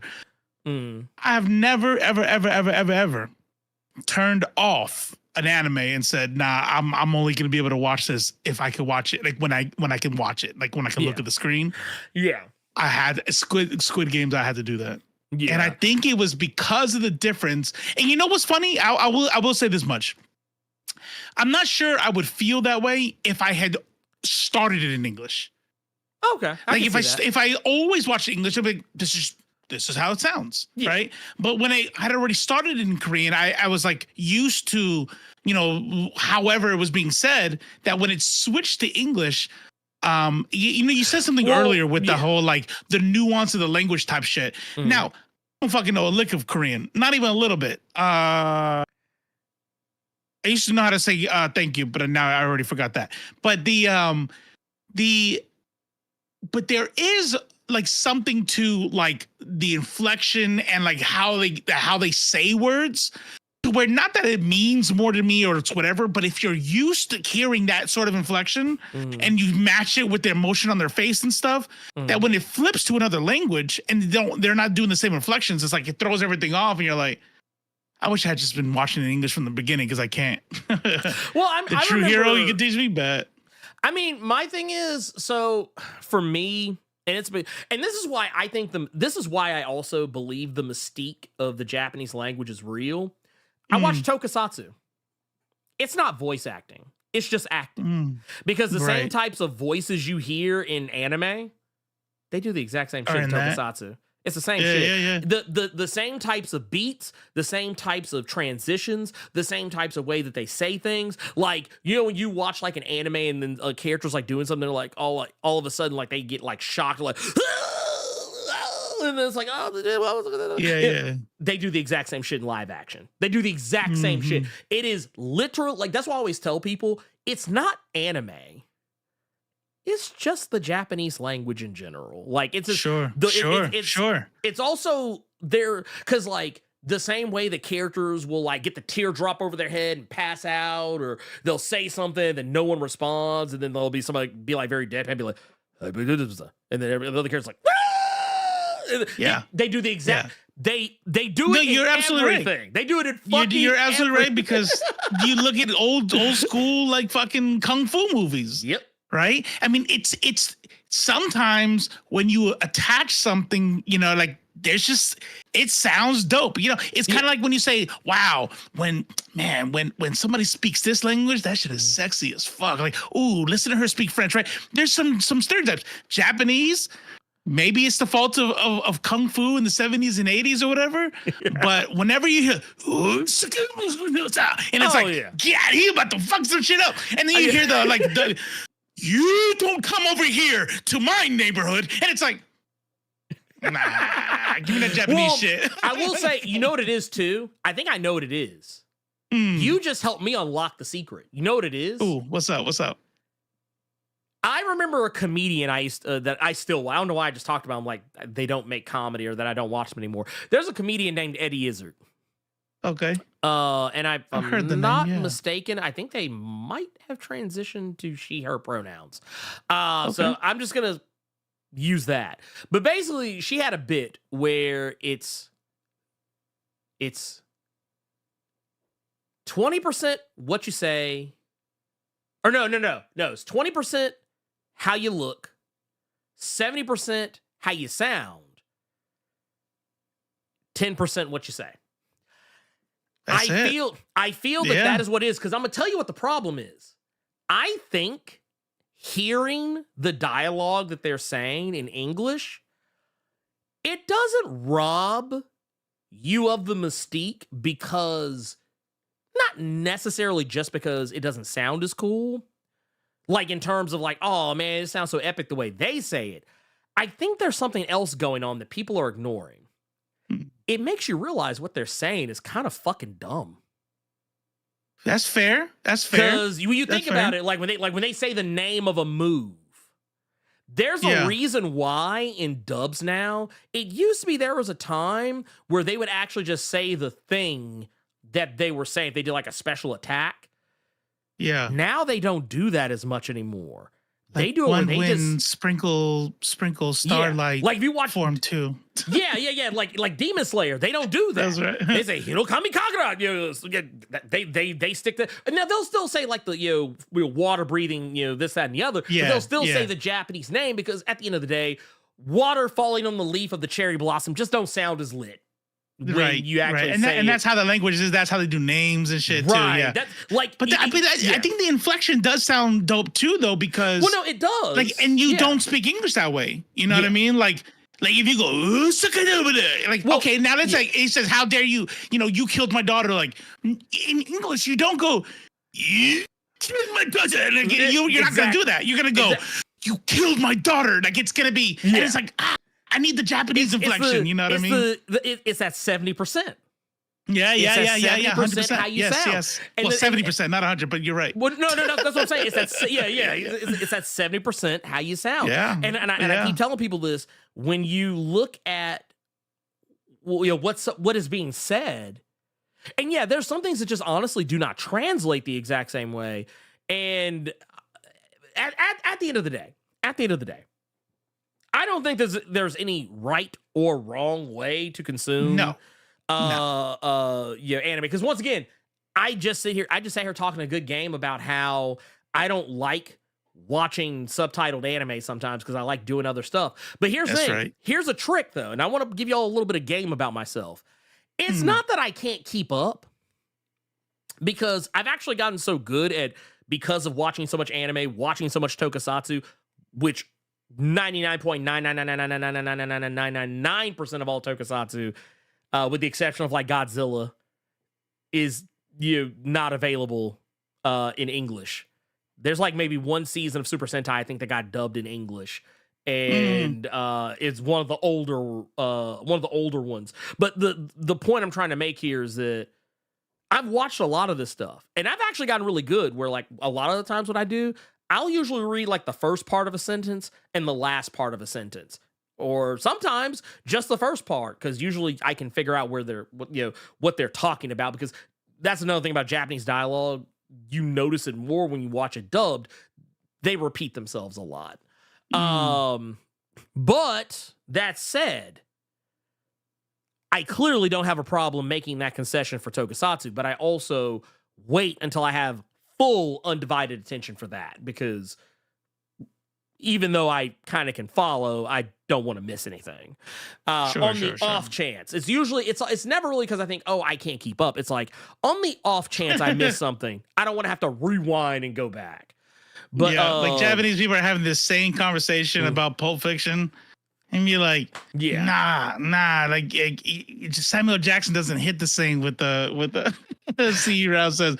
Wonder if Japanese love how Samuel Jackson talks. Bruh, I will tell you right now, and it's because it's funny. Japan has such a fascination with our culture in the same way we have a fascination with theirs. Of course, just like that's the whole world. Yeah, that's like, and so I always find it funny when American people are always like, "Oh my God, Japanese culture is so much better than ours." Well, guess what? There's a lot of Japanese people who would probably say the same thing about ours. That's right. By the way, especially Black culture. Yes. Yeah. Especially Black culture. Yeah. Let's keep it a buck. Yeah. Largely Black culture. Yeah. 9 times out of 10 when people are like, oh yeah, that country loves copying America, I'm like, oh yeah, Black America. They ain't copying you, Dexter. Oh yeah. Like, well, and this is what was it? By the way, what's up, Gavin? How you doing, pimp? Gavin just said it right here. Said, Western superheroes are big in Japan. It's true. Yeah. And the thing is, they literally made a whole anime about it. That's how popular they like. Horikoshi. Which one? My Hero Academia. Oh, okay. Yeah. Like, all the characters on My Hero Academia, they are derivatives of American superheroes. Even Deku. Okay. Deku is Spider-Man. What's Deku? Spider-Man? Yeah, okay. That's why if you ever go back and look at My Hero and look at all the movements he makes, it's not just the movements, it's also his personality. But like, you look at the movements he makes, he does a lot of Spider-Man posing. Yeah. Okay. He does a lot of Spider-Man. And obviously, posing. you got Superman in there. Yeah. It's that like shit. They did Superman twice. Yeah. One time as a woman. Yeah. And God rest her soul. Yeah. But yeah, that's neither here nor there. Poor thing. Did her dirty as hell. Yeah. But no, I will say this much, and then we do have something that because this actually kind of ties in what we're talking about. We actually have a super chat here from Vandolph the Black with the $2 says that that's what made Shogun super dope, the Japanese. And I agree. I thought the scenes where they were speaking Japanese, I was like, oh, that's pretty cool. To the point that when they like, and I think that's also what it comes down to. When I watch live action, I am more interested in hearing the Japanese voices than I am when I'm watching, forgive me, a cartoon. Animation, I'm a little bit different about, because like when I see Japanese faces, I am perfectly fine with watching subtitles. Like, I'm just like, okay, whatever. That's just the way of the beast. Can we close out this conversation with that link I just sent you? Let me see here. I'm pretty sure it's safe because it's dubbed, and it's like you could tell the thing. If it's not, then it'll give you an opportunity to cut it out, right? Probably. Let's see what happens. Yeah. Let's see what happens. I'm gonna let's pause that just for a split second and do that. And I'm kind of pre-gaming this just a teensy weensy bit. Let's jump over here. Let's jump over here for a sec. Do we have? Let me make sure. One. Yeah, let me make sure this is. Yeah, it's where it should be. All right, let's do it. Let's take a look. This is the Pulp Fiction Ezekiel 25:17 Japanese. This is gonna be so much better. It is better this way. You think so? This is Japanese. It's exotic. Oh, yeah, no, 100%. Yeah, no, I believe you. You've convinced me now. All right, let's take a look at it. マーセルス・ウォレスはどんな姿形をしてなんだお前国はどこだ何なんて国どこにもねえだろうがてめえアメリカ人だろアメリカだよてめえアメリカ人だろうがそうですじゃあ俺の言ってることわかんだろじゃあ言ってみろマーセルス・ウォレスはどんな姿形の男だったいちいち聞き返すんじゃねえよ耳障りな野郎だこの豚今度聞き返してみろてめえはその場であの勇気だぞほら黒人でこれからハゲ頭でメス豚みてえなやつかDoes he look? マーセルスはメス豚みてえなやつだったか聞いてんだよ違うじゃあなんでメス豚に突っ込むような真似したいやしたお前はしたんだよブレッドマーセルスのケツにぶっ込んだ違うだけどマーセルス・ウォレスのケツにぶっ込んでいいのはマーセルスの女房だけなんだお前聖書は読むかはい聖書の中に今の状況にぴったりの一節があるって知ってるかエゼキエル書第25章17節されば心正しき者の行く道は心わしき者の利己と暴虐によって行く手を阻まれる者がWhat the hell? 愛と善意の名によりて暗黒の谷より弱き者を導きたるかの者に神の祝福あれなぜなら彼は兄弟を守る者迷い子たちを救う者なりBible verses. 主なる神はこう言われる我が兄弟を滅ぼそうとする悪しき者たちに私は怒りに満ちた懲罰をもって大いなる復讐を彼らになす私が彼らに仇を返すその時彼らは私が主であることを知るだろう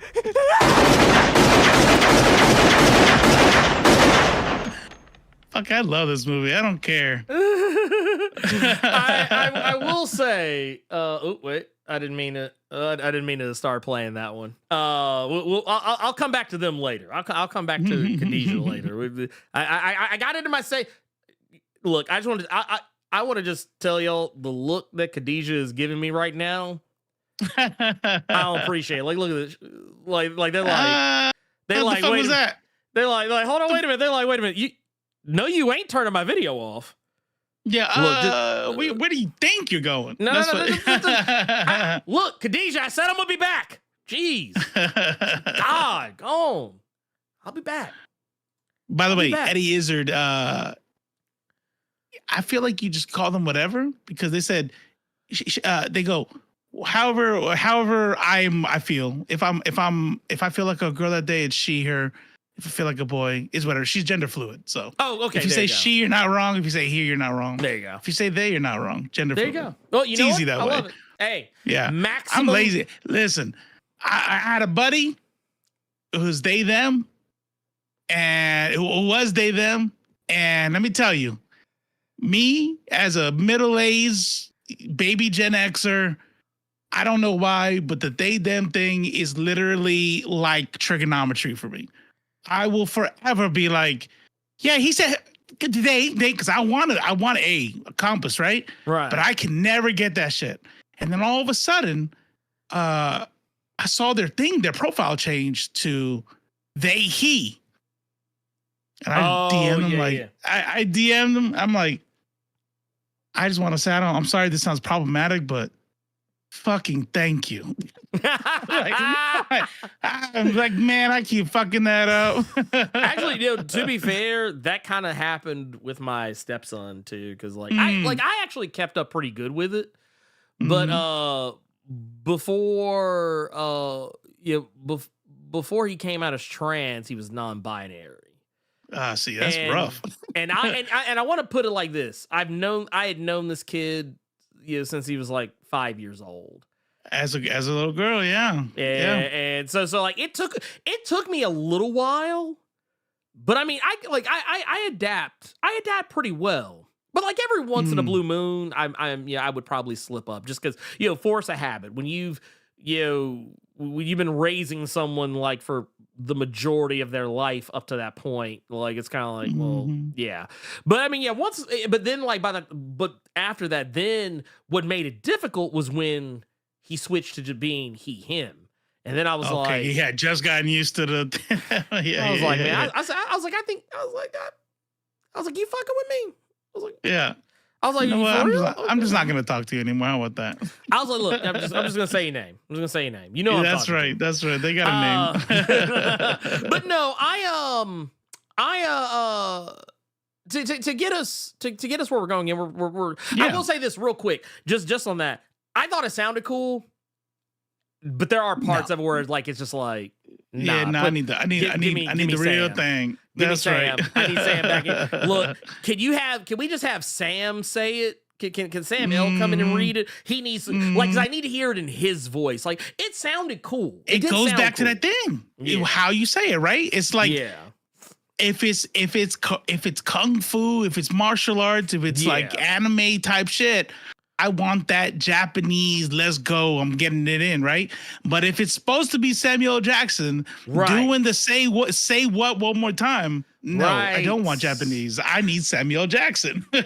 Like, yeah, I gotta have it. Like there's no, I'm sorry, there's no getting around it. I can't. Nope. Like, it just kind of is what it is. It is what it is at that point. But no, I will say this. For those who are curious, if you've never seen Eddie Izzard live, I've seen Eddie Izzard live twice when they've come here to Memphis. You will get a funny-ass, comedy show, stand-up comedy show. You'll also get an education because Eddie Izzard actually has a bit that they do where they will do jokes that they have the jokes they've done throughout the night. There's a part where they'll start doing a bit where they'll start doing some jokes in another language. Usually like French or German or something like that. Yeah. But then you will notice because of how they say the jokes, even if you don't speak the language, you'll be like, kind of like how we were doing with that with the Pulp Fiction bit. Yeah. It'll be the same thing, but like you don't have to speak French, you have to speak German or what, but you'll hear it be like, that was a callback. That was a callback. I got your ass. But no, we're here. But speaking of callbacks, we're back with something I thought was pretty damn interesting. And that is Castlevania Nocturne. Season 2, not Electric Boogaloo. No Electric Boogaloo to be found. And I gotta admit something. I know some people kind of were hating on the Castlevania franchise at one point. I remember at one point there were a lot of people saying, "Oh man, Castlevania's kind of falling off. It ain't got that heat. It ain't got that heat like it had before." When it first came on. Yeah, there was some people out there who were kind of high key hating on this shit. But it came back with season 2, and season 2, I gotta admit, I liked it a lot. I liked the first season of I was gonna ask you, what'd you think about the first one? So Nocturne, I actually told people like off rip, I like Nocturne because that shit was black as fuck. Yeah. Like it was for those that don't know what I'm talking about. One of the principal characters, a character by the name of Annette, in the show is black. And now, if you want to go to the Annette from like the games, that's another story altogether.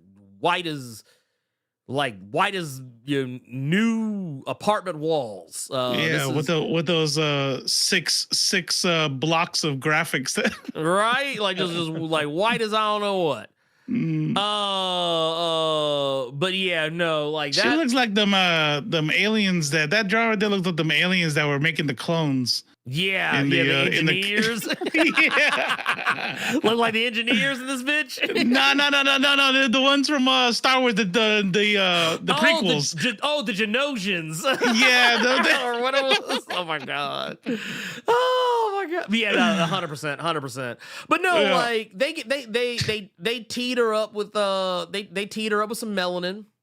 Mm-hmm. And yeah, she's just one of the main characters in this. But what I liked about it was like it was a story that while yes it's largely about Richter Belmont, it's not just about Richter Belmont. Like there's other characters who are important to the story that you're gonna give a shit about. Like and a lot of them were characters of color. And I know a lot of people didn't like that because they're like, oh, now they did the quartering meme. Now you've made it political. That's right. You made it political now. I mean, you know what? We made it real. Yes. That's the problem that a lot of these people have is like, even when you do race bending, you change the story. It's like, no. You made it real. Your stories pretended that black people didn't exist. Right. That was you lived, your story was in a fantasy world that was only, but this story is dope, especially this season, because of the way it ties into real world shit.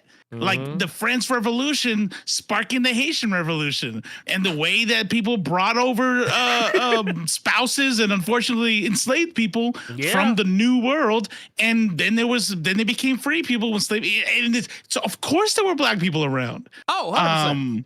And 100%. So like it just changes the story to be more real and better. So something you can connect with, even if you're white. Yeah, even if you're white. Well, because I mean, I thought that Richter was actually pretty, good for this story, because I will go ahead and say right now, I know a lot of people show up to these things. You probably saw it in the lower third I had up earlier. You came for the wall chicken, you stay for the diversity. That's basically my tagline for this. Because I thought that that when I played Castlevania, I thought that Richter was pretty cool. I thought, not my favorite Belmont. I'm not 100% certain about that. I mean, I don't really, honestly, I'm not really sure I have a favorite Belmont, if I'm being brutally honest. If I have a favorite Belmont now, it's because of these shows. Because the second Alucard hit the scene, I was like Alucard all day. But the thing is, this show, I think, would have done itself a disservice if they would have ignored the French Revolution. Because I mean, if the timing that everything is taking place, that's right. It would remind me of that episode of Power Rangers where they went back in time, and it was like roughly around the time that slavery would still be a thing.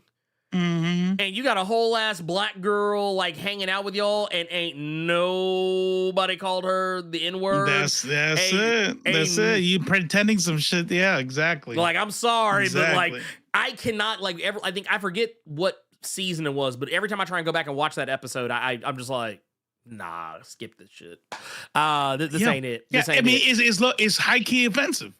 Oh yeah. It's like, wait a minute, like you're not gonna even. Yeah, I would rather you just pick a different era then. How about that? Yeah. Oh, you can't do that without dealing with that shit, can you? That's weird. You can't. You can't. You absolutely positively can't. And what I like about this is that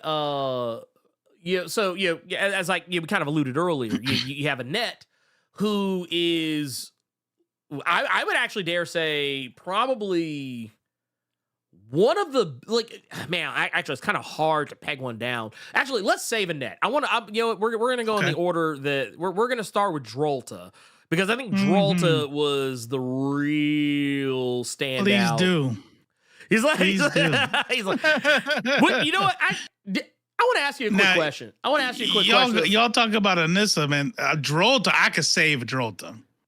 Oh yeah, no. We can save Drolta. We can save.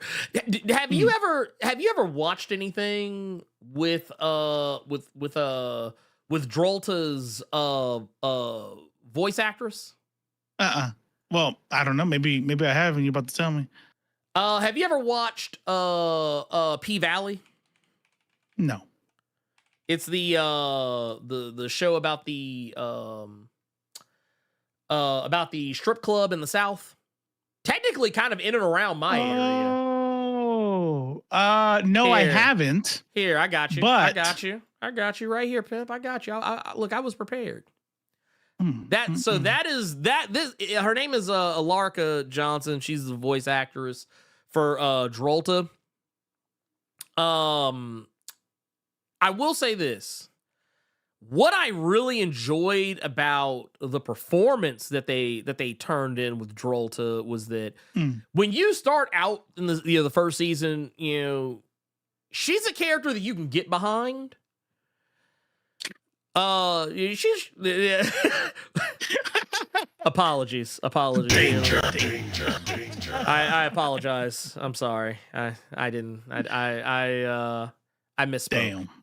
Damn. I misspoke. Don't y'all worry about it. I took care of it. But even in season 1, she was something else too. Well, yeah, no, and I just mean that just so much in the sense that like, you knew she was a bad guy. Like she's a bad guy. You could sympathize with her still. Right. Yeah, you could still sympathize with her on some level. Like whether like you knew that she was out of pocket, but like you're not necessarily gonna be like, well, I mean, let's just see what happens. Let's just see what pops off. But by the time you get to this season, it's a lot more difficult to get behind some of the stuff that she's doing, because like but honestly, I think by the time you get to the end of the first season, it's pretty obvious that like she's a bad guy and there's really no coming back from any of this. You get to this season like, yeah, no, she gone. She is gone. I don't know, man. And I don't know. I think she's all right. No, this guy, he's trying to save her. I think she's just misunderstood. You know what I mean? Like, oh, is that what it is? She's just, she had a rough time coming up, and I mean, maybe you're onto something. But like in this season, she's going through a lot. She's got a lot to the fact that, well, for one, she got her jersey retired in the last season. She comes back this season, and she was already bad beforehand. Now like now you just made her even more bad. Yes, they did. Like I said, like a bat out of hell. Yeah, pretty much. She literally came back like a bat out of hell, and with new drip. Look what a dope concept. What a dope concept. It's like, okay, you went to hell, which I don't understand how that happens without having a soul, but whatever. Right. Sorry, my bad. Don't think too hard about this shit. No, stop. You're thinking too hard about it. Stop it.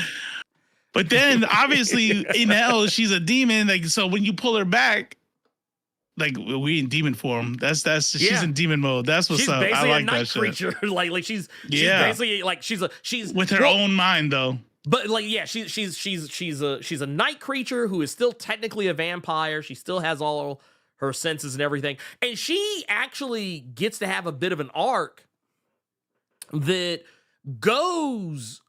I think she gets to come full circle pretty much. Like, and we also get insight into like maybe why why she's the way she is, but like because I think there's a point kind of early on in the show where we kind of see where her zealotry comes from. And that's what I liked about this, is that she was a multi-layered character. Like, even though technically she had she faced her moral event horizon, and she stepped through and became something else. But at the same time,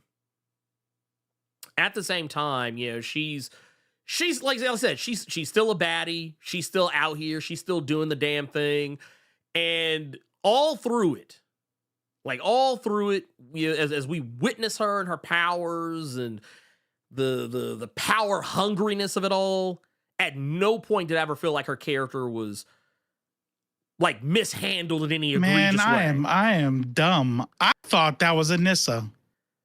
I just realized this is Jolta right here. Yeah. Annette. I thought this right here was Annette. No. It says Jolta, which makes more sense because I was like, why did they tie the Egyptian to the whole Haitian thing? That's weird. Oh, because this is not the right person. Got it. Right. I mean, one thing I'll definitely say about it, though, is that, at least in terms of, like her character development, I know there were some people I saw, because there was some discourse online where I saw people that were upset that she was basically like a servant. Or that like she seemed like too much of a slave or whatever. I'm not gonna tell you now, dead that shit, because that you've missed the point of the story. The point of the story is that she came from the bottom and rose to the top. You know what I liken her to like a female version of some of you who probably watched the some of you probably watched like Spartacus, The Blood and Sand, or any of the subsequent seasons. The character Asher, who was he comes in, he's a slave in the house of Batiotus, but he kind of over time kind of raises his stock. That's basically what she's doing, but she's doing it better, and elevating herself up to the upper echelon. And while yes, right, it's while in service to a power greater than herself, it's over the course of the show where we actually see that she started out trying to do something that was what she felt was correct, and you can tell she wasn't even really necessarily a bad person exactly beforehand, but the circumstances of her her early days is what's kind of put her in this position. And I just absolutely positively love how she, I guess for lack of a better way to put it, or a better way to put it, how she kind of like rediscovers herself in all of this. But for me, it's fantastic. Yes. Getting with that the redhead chick was a Bathory. That was a mistake. That was a mistake. That's the one place where she fucked up. But even then, she was still in total control. Like she was. It was one of those things where like if you pay close attention, you know what to look for. It's easy to tell that she was watching. She was watching everyone's moves. And the moment that someone did something that like she's like, okay, I can capitalize on this, it was a wrap. That's right. But like what you like I know that her bona fides are already on your radar. But what'd you think about how'd you feel about her as a character, Robo? No, she's dope. I like the whole deal with regard to the fact that she comes back more powerful, right? She was already in her own on season 1. Right. But then comes back and she's just not to be played with. The final fight scene was sick. Like everything about this character, and really this is what they've done with all the characters. Like there's no character out there, and I kind of hate when they do this. There's no character out there that's like you can sleep on them. You know what I mean? Like sometimes I hate when they do this shit where it's like they'll have some weak ass character, or they'll be like, in real life they'd be dead tomorrow. But even the priest who's making the Hell Beast he's he's a coward. He's this. He's that. You still can't sleep on him. He's got a whole army on him. So everybody in this show is a force of their own. This is dope. And you're muted, by the way. Oh no, that was on purpose. I was okay. I heard you like saying, yeah. I was like, it was just, it was more of an emote than it was me saying. It was more of a. Yep. Feel. I was like, yep. Yeah. So yeah, I mean, that's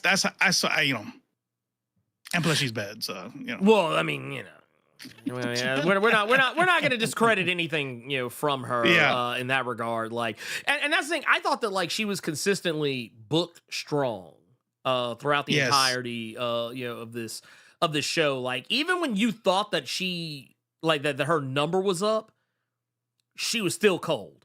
Like she was still cold. Like even when you thought that they had her dead to rights, it was like psych, you thought.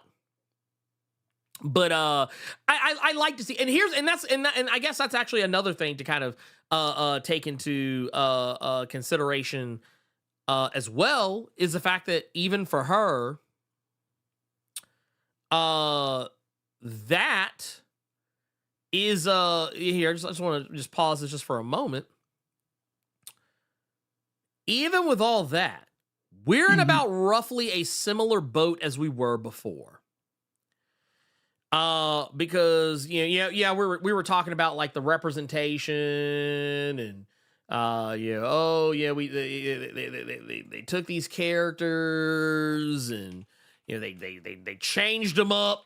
They made them different. They're not the same as they were before. It ain't right. They changed it. This is lame. This is woke bullshit. Is I think what some people will probably want to say in that regard. But I would be here to tell you something a little bit different. I don't think y'all wanted the Drolta from the game, and I'm gonna tell you why. You don't want Drolta from the game because you really want that? Y'all really want that? But I mean, it goes back to what we were saying before. Like, look what she is. She's a hag. Yeah. I'm the evil witch, and I'm going to be hard. I'm going to give you bullet hell. And okay, all right, great. That's boring. That's boring. Yeah, ain't nobody trying to see that shit. Ain't nobody trying to see that shit. Ain't nobody trying to see that shit. Nah. Look, and look. Oh no! I'm gonna show them. But here's the thing: I want people to understand about this. Here's the thing: I want people. Yeah, right. Because I'm sorry. There's no way I don't choose this. There's no way I don't choose this. Not only that, she had a story. I don't think and I'll be honest with you. I don't think that Drolta on this show, as she was in the game, I do not think that character would have worked in the setting. I do not think it would have worked. I'm just being honest. Well, no, because you know what they're doing. We all know there's different types of vampires, right? Like we always say, like there's the underworld vampires. It's kind of like zombies, fast zombies, slow zombies. In vampire lore, you either got like demon. My dick's falling off vampires, like that one fucking show, right? Yeah. Or you got freaking Interview with a Vampire. We're all polysexual, and you know what I mean. We like to fuck, and this show went with that. And so if everybody's bad as fuck, and even some of even some of the hell beasts, you catch a couple that are like, okay, that was a woman when they were alive. All of a sudden you get some hag. No, that's not the way that works. They're all bad. And if you're dumb like me, then you're just gonna die because of it, Well, and I'll throw you this one too, because I'm gonna keep my same energy. Yeah, I'm gonna keep my same energy because we talked about this a couple of weeks ago, and I would be remiss if I didn't bring this up. I know what you're thinking, but Blerd, you just played into Bo DeMaio's trap card. No. Because you took this otherwise ethnically ambiguous character. I mean, probably white. It's hard to say because their face is completely overshadowed. We're gonna assume they're white. Yeah. I mean, it's supposed to be set in Transylvania. They're probably some Eastern European something. Yeah. But then you made him black. And then you made him the bad guy. Yeah. See what they do? Yeah, see how I don't they know do if us? that works in a show where everybody became black. Right? Like I was gonna say, everybody's look. Let me put y'all on game. Drolta was made black, and obviously we talked about that too. Well, yeah, and actually I'll show you this too, just real quick. Old Rocks, who under normal circumstances, he look at this guy. He looks bad in the motherfucker right here, right? Yeah. All Aztec and shit. What the fuck is this? Man, get that shit up out of here. Get that shit out of my face. What's that? Vampire Kingpin? Right? I like to get that shit up out of here. Look, nah, give me my boy, man. Give me my boy Old Rocks out here. That's they made him that's indigenous. Vampire Namor right there. Man, right?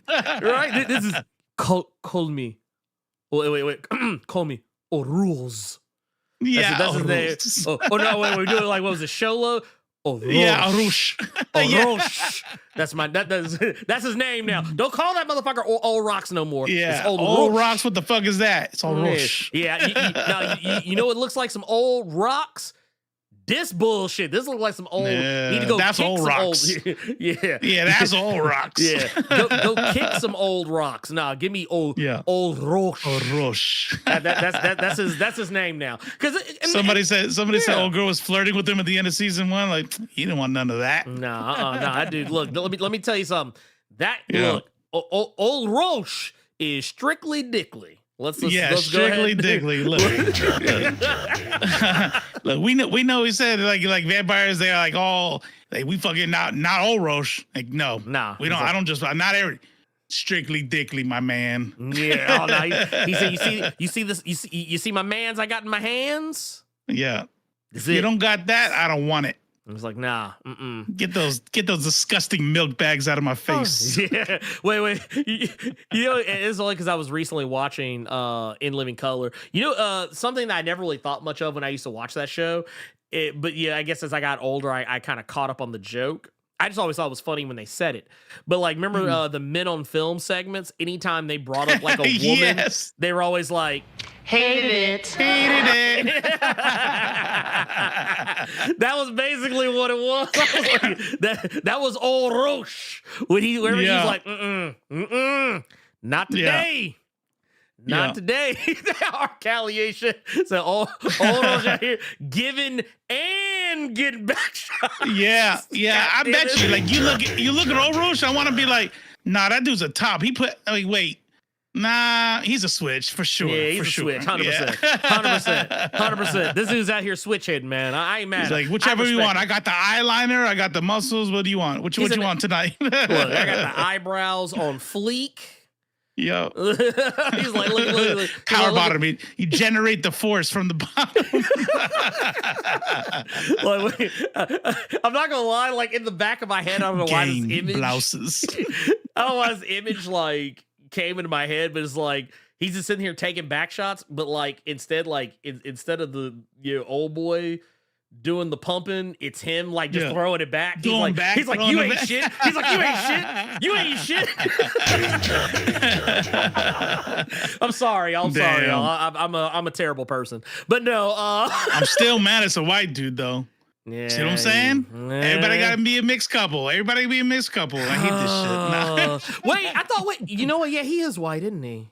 He sure is white. I thought that he might be. You know what I maybe thought he's like was? spicy white or some shit. I thought he was a well. Okay, technically, I thought he was a Spaniard, but like I thought, like he's still white. He's still white. Yeah, that's white. Yeah, he might be white. Also, they struck twice. Could be Moorish, sure, but he do like to be. See what I'm saying? See, they struck twice. They were like, "Nah." I was kidding, but I'm not. Every fucking time, man. They were like, "Look." Just when you were like, "Nah, man, I'm just joking." They were like, "Yeah." Like, nah. They said, "No." Yeah. Look, I'm gonna go tell you now. You know what? I saw this shit, and the first thing popped in my head. I was like, "It's a conspiracy." I'm saying. Look. We already. Hey, this show is black as fuck. We already gave you everything y'all asked for. We're not doing a whole black couple. Okay, no, can't do it. Can't do that it. That is a bridge too far. Can't. Look, I know some of y'all thought that maybe we would have maybe had Annette getting a thruple with old Roche and his. Nah, we're not doing that. They said we're not doing that. We're not doing that. We're not doing that. Do you think Alucard and Orok smashed? Wait, Orok's is in love with that dude though, the other guy. So how long have they been together? I don't see Orok smashing nobody. It's not even strictly Digley. It's strictly whatever that dude's name is. I mean, I'm sure they might have tried, but I mean, I don't know. Because, Alucard's out here, man. Alucard don't care, man. Oh, Alucard, no. Ever since that one threesome he had with the brother and sister, which is really weird because they were brother and sister, right? Wait, talking about in season 1, wasn't that a brother and sister? Wait, talking about the guy that got turned to a night creature? Eduardo? How many threesomes they had? Oh, wait. I'm thinking about something else. Yeah. You're talking about, I thought you were talking about Nocturne. You're talking about the other Castlevania season where, are you talking about that one where Alucard had okay. Where they trapped him with the silver chains and shit? Yeah, if I'm not mistaken, because he was kissing both of them. Like, he was getting down. No, I'm saying those were brother and sister, weren't they? Yes, they were. In that season, it was season 2. Yeah, that was season 2. That was season 2 of Castlevania proper. Got it. That was Castlevania. That's why I lose track of this shit. But I'm telling you what, that shit was kind of weird. It was like 3. Siegfan corrected. He said season 3. Yeah. Twins, vampire hunters, their brother and sister. That was some Wanda and Quicksilver in the absolute what's it called? I had questions. Ultimates. The Ultimates. And I'm gonna tell you what, the reason I actually thought you were talking about because when you said like brother and sister, I was like, oh, is he talking about Eduardo? No, but, Eduardo, that's another one. I really, really, really like that character. Oh no. I like what they did with that dude. What I really like about the most about that character, the reason why is like it's like the saddest for me because old girl comes back. She was a vampire. She comes back. She has all her faculties, right? Okay, bet. But he was just a human. He was a human who has been fucked since he was born. Yeah. You know what I mean? Not accepted by black people, not accepted by white people, was a hidden thing, has these gifts that people only use them for those gifts, but then otherwise you just black, so get the fuck out of my face. So then he becomes a night creature and he still knows he's a night creature. He has is part of himself in there. And it's like, God, what a hell. Like what a fucking man, I like that character a lot. Well, and that's what I kind of liked about his I hated him getting turned into a night creature, but I mean, I understood why it had to happen. But like, it was one of those things. Like his story was so heartbreaking because like when he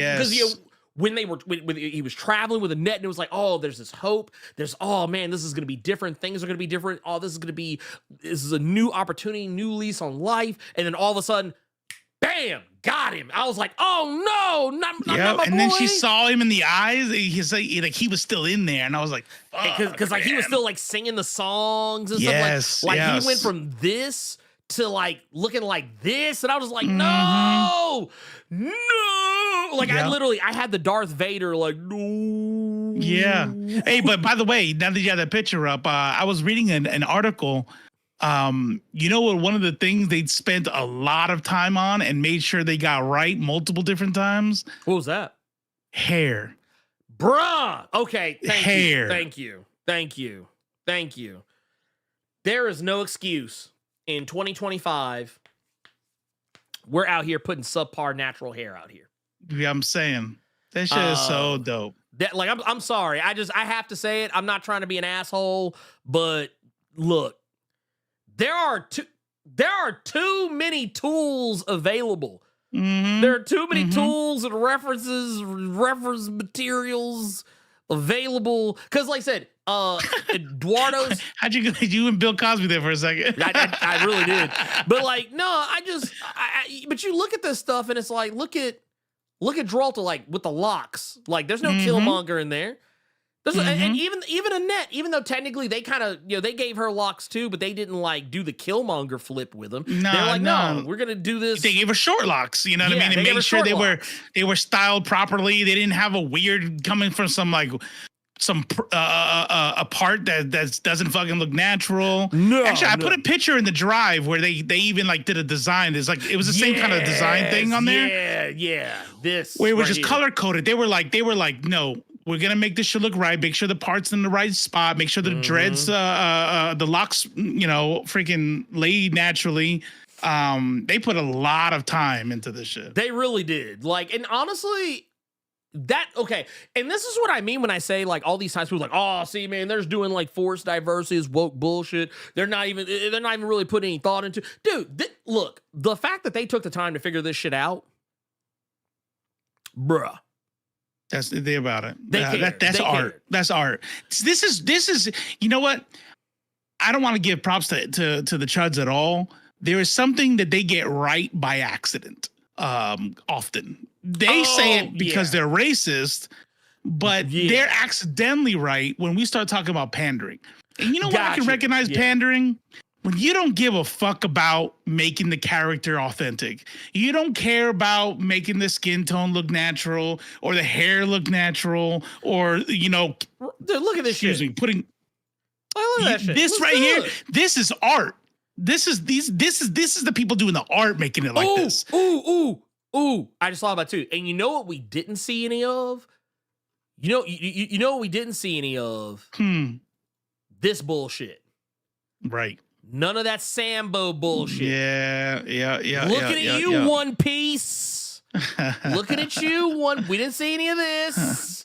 Everybody's got natural, biracial.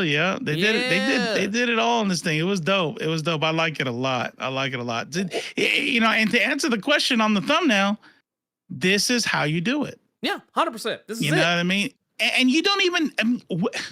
The part that fucking really kind of upsets me is the way that, I don't know why it does, but it's the way that we know what the Chuds mean, right? We know what they mean by DA. Got it.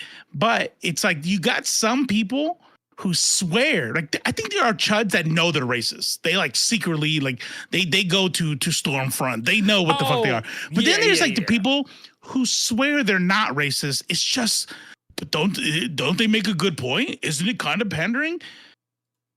No. You can look at the art and know that this is not pandering. This is authentic. Just it's art. It's like, we're gonna make a story. We're gonna make it proper for the time. This is when the French Revolution was happening. The French Revolution sparked the Haitian Revolution. There was cross-cultural stuff through trade and through the slave trade. Like, we're gonna make it real, and we're gonna put our time and energy to make sure the history is right, the hair is right, the you know what I mean, like how they did the culture with Egypt, and we're gonna use real gods, you know what I mean? Yeah, and that Olmec shit is exciting for a fucking a dude who has indigenous blood like me, because if we're doing all these deities, right? We have the Catholic deities, which is real, right? This is what's dope. It's like they're not doing a Christian is fake thing. They're doing a pantheon thing, right? Right. And so obviously the Catholic God is real because the priests have power and they can do shit, right? But it's not that. It's more along the lines of like they're all real. You know what I mean? Yes. So Semek, what's the jutsu? Sekhmet was real, gave her power, did her thing, and then, but now we're gonna go back and like, are we gonna see some indigenous gods, some Taino gods, some Aztec gods coming into play? Because you look at we look at my boy Orush. When he would transform into like his monstrous form, and it was like almost like a. I always fuck up this guys. It's almost like a Quetzalcoatl thing, Quetzalcoatl type deal. Something like that. I was like, that's kind of fire. I was like, that's kind of fire. I like this. Like, and also, I just want to point out something that you kind of alluded to just a moment ago. This right here. Look at the skin tones. Look at the skin tones. Look at, they're not doing the I mean, okay, obviously in the case of Eduardo, because I mean, he's mixed race, so he's biracial, right? Yeah, that's right. So yeah, that makes sense. But you look at Annette and it's like no. Annette is black. That's right. She black That's as right. the ace of spades, but it's not problematic cartoon Mr. Popo. Right. Black. Right. And they're they didn't not do the giving- lazy thing where it's like, well, they're both black. So we'll say we'll show he's biracial by giving him good hair. Good hair, and then, right. And then we'll say she's black by giving her like all like African, West African attire or some shit. Because you can kind of see here, like where the hair, like just by the way they do it here, it's not like super Right. detailed, but you Yes. can tell that the hair has got Yes. some kink in like it. he has like 4A, 4B hair or some shit. Yeah. Right. Mhm. Yes. No, and I also, and I just want to make sure that we're clear here on this, that it's so easy for people to phone this shit in. I want to go back to our girl Annette here. They could have just as easily, because this is technically an anime, they could have just as easily given her the typical anime nose. They said, no, we're going to make sure that she has full lips. I want y'all to notice a technique that is done right here. Right here. This That is triangle on the bottom. right here under the lip. This is to accentuate how full the lips That's are. right. So when you look at her, you see that shadow underneath, and the bigger the shadow, the more her lips. Like even though they drew her lips to be full, like when you look at them, your lizard brain goes, oh no, she has voluptuous lips. Like you're not just seeing full lips, you're seeing voluptuous lips now. You see with the nose what they did. They didn't give her the little pencil Michael Jackson anime nose. They said no. Or an exaggerated wide nose, but it with, is a with, fuller like the nose. super nostrils. No. They said Right. no. We are giving her like they actually said we want to give her the utmost respect, and the same goes for a lot of other because like I said, even when you look at I'll go back to Drolta, same thing. You look here, wider nostrils, same. But also check this out though. You get some people, and I'm gonna do. I don't know if this counts as a straw man, but I'll be devil's advocate is probably more accurate. Yeah. Maybe some people might find these black characters have too fine of features, right? Like maybe like okay, but but check this out. Where's Annette from? What time are we living in? Where's the British Empire? So Annette's gonna probably have French blood in her. These Egyptians are going to probably have British blood in them. You know what I mean? Because of how the empire works. So the fine details of this show and the attention they put, you know what I mean? I'm just saying it is so dope. It was beautiful. Haiti, what'd I say? Did I say Haiti, right? Did I say something else? Oh, you know what? You know what? Fuck it. We'll just roll. Yeah, Haiti. There you go. You said it. Yeah. You said, no, that's what you said. Oh, okay. I'm joking. No, I will say this. I will say this. For all the talk we just had about representation, I did see some people have some criticisms about the show. Some that I thought, like, your heart's in the right place, but let's calm down. Like, I saw some people that were mad that Alucard laid down a bunch of black vampires in Egypt, and then all the stuff when they were showing Drolta's backstory. I was like, look, that sucks. But here's the thing. Think about the timeline and the framing and where we're at. It's not like they're just shitting. Like, okay, if this was something that was made back in like the 80s or the 90s, first off, there would be no Drolta, there would be no Annette, there would be no Eduardo, there would be no Orush as we see them in the show. They would be white. This would be firmly characters from Romania. Yes. And England and France. And by the way, the French people would also have British accents still. Also, and once again, just to point out, just to make sure we're all on the same page here, any black characters that we did see, if there were black characters, they all would have gotten killed off like those characters at the beginning of the show. Easy. And they all would have looked like this. Damn. That is what they would have looked like. So no, I think people were looking for something to be angry about when they got mad about this. Repeat what I think I missed. I think I was reading chat. What is the criticism that it's all like? Is it like black trauma type shit? Yeah. Well, so not so much black trauma, but like I saw some people that were criticizing and saying they couldn't watch the show, like they gave up on the show, like they kind of told themselves, they like I saw people saying they gave up on it on the first episode because that's the one where when Alucard is walking through Egypt and the black like the Egyptian vampires attack him, he just ices them like light work. And they were like, not the white guy kills all the black vampires. It's like, and here's the thing. I want y'all to understand something, and please understand, I mean this from a place of love. It's 2025. It's okay for black people to be the bad guys sometimes. Yeah, 100%. Or 100%. Or to be the chumps, to be the red shirts, to be the putties, if you will. Like, yeah, but here's the thing. The difference, and this all kind of goes back to what I was saying a moment ago. I would feel differently about that if there were no black characters like in places of prominence this whole time. That's it. That's exactly what I was just about to say. Yeah. You got to be big picture. Come on. And this is what we talk about when we talk about media literacy. Like I like media literacy just is a word that a lot of people, it's a phrase that a lot of people use, but really all that anybody ever means by media literacy just is think critically. Yes. That's it. Think critically.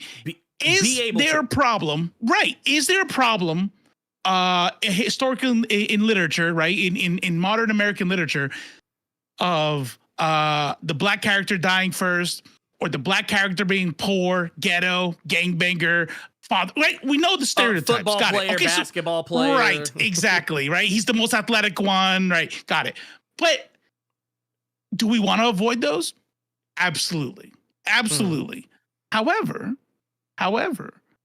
when you zoom out and look at the entire art piece, oh, wait a minute. Some of the badass good guys. There are black characters. Now you look kind of weird if we're gonna do stuff. And I saw this happen the other day. It was I can't remember. Don't quote me on the movie. It was where all the bad guys were religious extremists. Oh, okay. I see where you're going. Yeah. And it was like they were all like Eastern European or something. I was like, Come on. Like, just because it's problematic to only show Middle Eastern people as terrorists doesn't mean we have to pretend like religious extremism doesn't exist anymore. Especially if your story is set like in that region, and suddenly it's the Russians in this nondescript Arab country or the bad guys. Like, come on, come on, man. Like, look, just yeah. And I mean, and that's the thing. Like, it's like, look.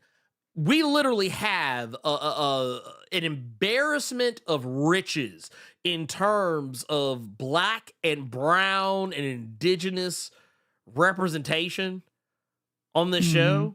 And we're going to focus on some, pardon my language, some red shirts, some jabronis that got killed just because here's the thing. If Alucard would have, this is the thing. I think this is the conversation no one wants to have. If Alucard went to Egypt and every last single one of those vampires were this color, then y'all would still be mad. Those folks that are mad about, he killed a bunch of black vampires, y'all would still be mad. There's no saving you. That's right. There's no saving you. You are cooked. Yeah. You cannot be saved. Meanwhile, we're having all this representation you're seeing right here. We're seeing all these different characters of color and roles of prominence. Like, and don't get me wrong. It's complex characters. Yeah. Complex with depth. Even the bad guys. Yeah. And here's the thing. Also, even some side characters that are based off real people, by the way. Based off real people. Based off actual people. A literal priestess who actually did a prayer, who was a Haitian voodoo priestess, actually did the prayer that kicked off the Haitian slave rebellion, and they put her in the show. And obviously, this is not an anti-black show. Chill. It is like honestly, if you watched the first season and you think this season is anti-black, dude, I'm not gonna lie to you. You know what? You know what you are? You're lost in the sauce. Yeah. And you want something unrealistic. I see this a lot, actually. I see this a lot. There are people who are in marginalized groups, and I feel for them. It's not like they come from a place that where it's, you know, obviously I understand where they're coming from and I understand where the frustration comes from. But just because I understand real life sucks and literature has sucked for disenfranchised groups doesn't mean I want my media now to just be stupid and unrealistic. Like, and I see this argument. I'll give an example of there's a trope called kill your gays. Oh, and every time there's a gay person in a movie, that person was going to be killed for some reason. Become the bad guy, be killed, or be killed off, right? And so it's the kill your gays trope. To the point, and that's bad. Don't do that. However, I've seen criticism of movies like, now, if you're gay in a movie, you're not allowed to die because it's a kill. Like, time out. It's like, you gotta zoom out a little bit. You know what I mean? Like, it's the black guy dies first horror movie trope. Like it's a hard correction because like it went from being like, oh, the black guy dies before the credits even started rolling, to the point where like they started trying to hard correct that shit in the 80s and 90s to where the black character would make it all the way to the end of the movie, but they would just die anyway for like a dumbass reason. It's like, you may as well just let that motherfucker die, you know, early on. And now it's like, no. Now we have horror movies where if the black guy dies at all, everybody's like, nope, cancel. It's canceled. Here's the thing. Even the blackening, the only black person that could die was the Trumpster, which is valid. Which, I mean, that's fair. That's fair. But here's the thing, though. We can't start pretending. Because here's the thing. If you start making it where you're trying to make it to where you're going to pigeonhole a group of people. It's like, oh, well, okay, so because you know what people are going to start doing? They're like, oh, I can't put this character in here now. I wanted to have this black character in my story, but this is a horror movie, and if I put this black character in here, and if for whatever reason they die, shit for when they die, right? And if they don't die, if they survive all the way to the end, people are going to say I'm pandering. And it's like, you're damned if you do, damned if you don't. And I'm sorry, but look, it's okay. Like, honestly, we've had it pretty good so far that, like, I'm not gonna lie, if a black person dies at the beginning of a horror movie now, I'm just kind of like, whatever. I mean, shit, there's like, cause now it's like, oh shit, no, motherfuckers are literally like surviving the movie into the next movie and then into the next movie. Like, matter of fact, it was so bad that when I was watching Scream 5 and 6, I was literally waiting for the two black characters, the brother and sister. The brother and sister. I was waiting for them to die in 6, and they kind of, spoilers for Scream 6, they acted as if both these characters had caught it, right? And then they show back up at the end, and you're just like, oh, you don't want them to get mad. Now, I will tell you this much. Let me mad at you, but it was fine in 5. It was fine because they kind of played with it.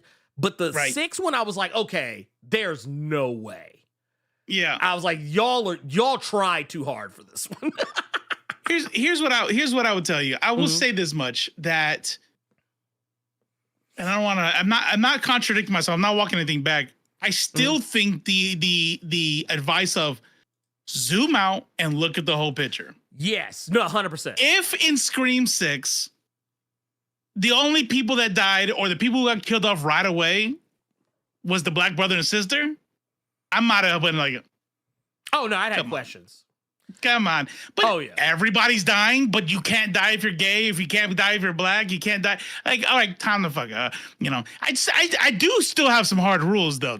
And I think it's just because of the law of recency and because we haven't corrected it in media. I think it should be a hard rule. Like, we gotta have a maybe a 10 or 15 year moratorium. The serial killer cannot be trans or gender confused. No. And the serial killer cannot be deformed or disfigured in any way. Like disability. Those two, we need a moratorium on, because talk about harmful fucking tropes, man. I 1,000% agree, because I still remember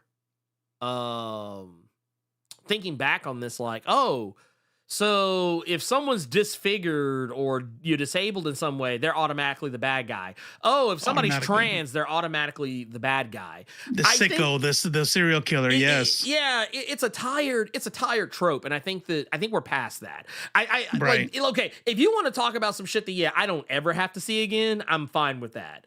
Like if I don't, like fuck a moratorium. Yeah, it could just be like it could be in perpetuity for all I care. Yeah, but because I mean that's just so hard coded. By the way, the black criminal trope is also hard coded, and I've talked about this before. It's literally the reason, and I'm not exaggerating. I'm not trying to embellish. I truly believe that literature, media, is the reason why black men get killed at the rate they do by cops. Oh, because and I've said this on stream. You know how are there cops that have killed black people because they're racist, Nazi? Like, finally, I get to fucking kill a black person. Sure, I'm sure it's happened.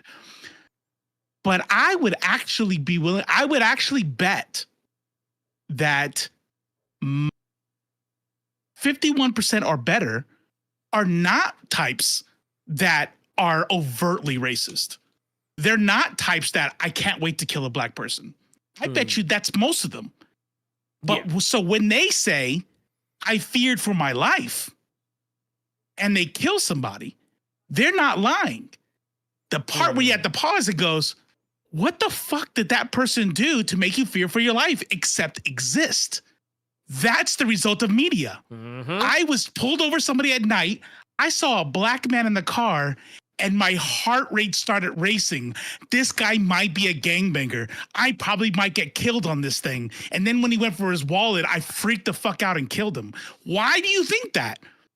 Why do you think that? If it's an old Asian man, you don't think that. If it's a white guy, you don't think that. Why do you think that? Media and literature. Oh, 100%. That shit results in fucking death. Also, yes, R. Callie already answered, but yeah, Sleepaway Camp. That was actually also the first time I saw a trans villain. That was actually one of the first times I think I would dare say probably the first time, not just one of. But yeah, favorite Black Planet. That's it. Yeah. Yeah. No, it's for real because if all you know is, oh man, every black character has a gun toted behind their back, and they all point their gun like this, and they always got on shades and gold teeth, and they wear hoodies, and it basically tells me a lot. It tells me that's right. It tells me what your because that this is what it does. It gives away your exposure. Your overall exposure, because I feel like people, when they at least have some modicum of interaction with or I guess people outside of their culture, outside of their ethnicity, you usually don't see it quite as strong. Right. It's like a bit of an inoculation. Right. Yeah, I see. Yep. But if that's all you've got, like if you're like, let's say you live in small town Mississippi. You're a white guy. Hell, be any guy, but super segregated. Yep. Yeah, super segregated, and your only knowledge of black people is South Central or Boys in the Hood or any other like classic black movie where there's gangsters, or even like some other movies where like there's like black people there, but all they are like pimps and hookers and drug dealers and shit.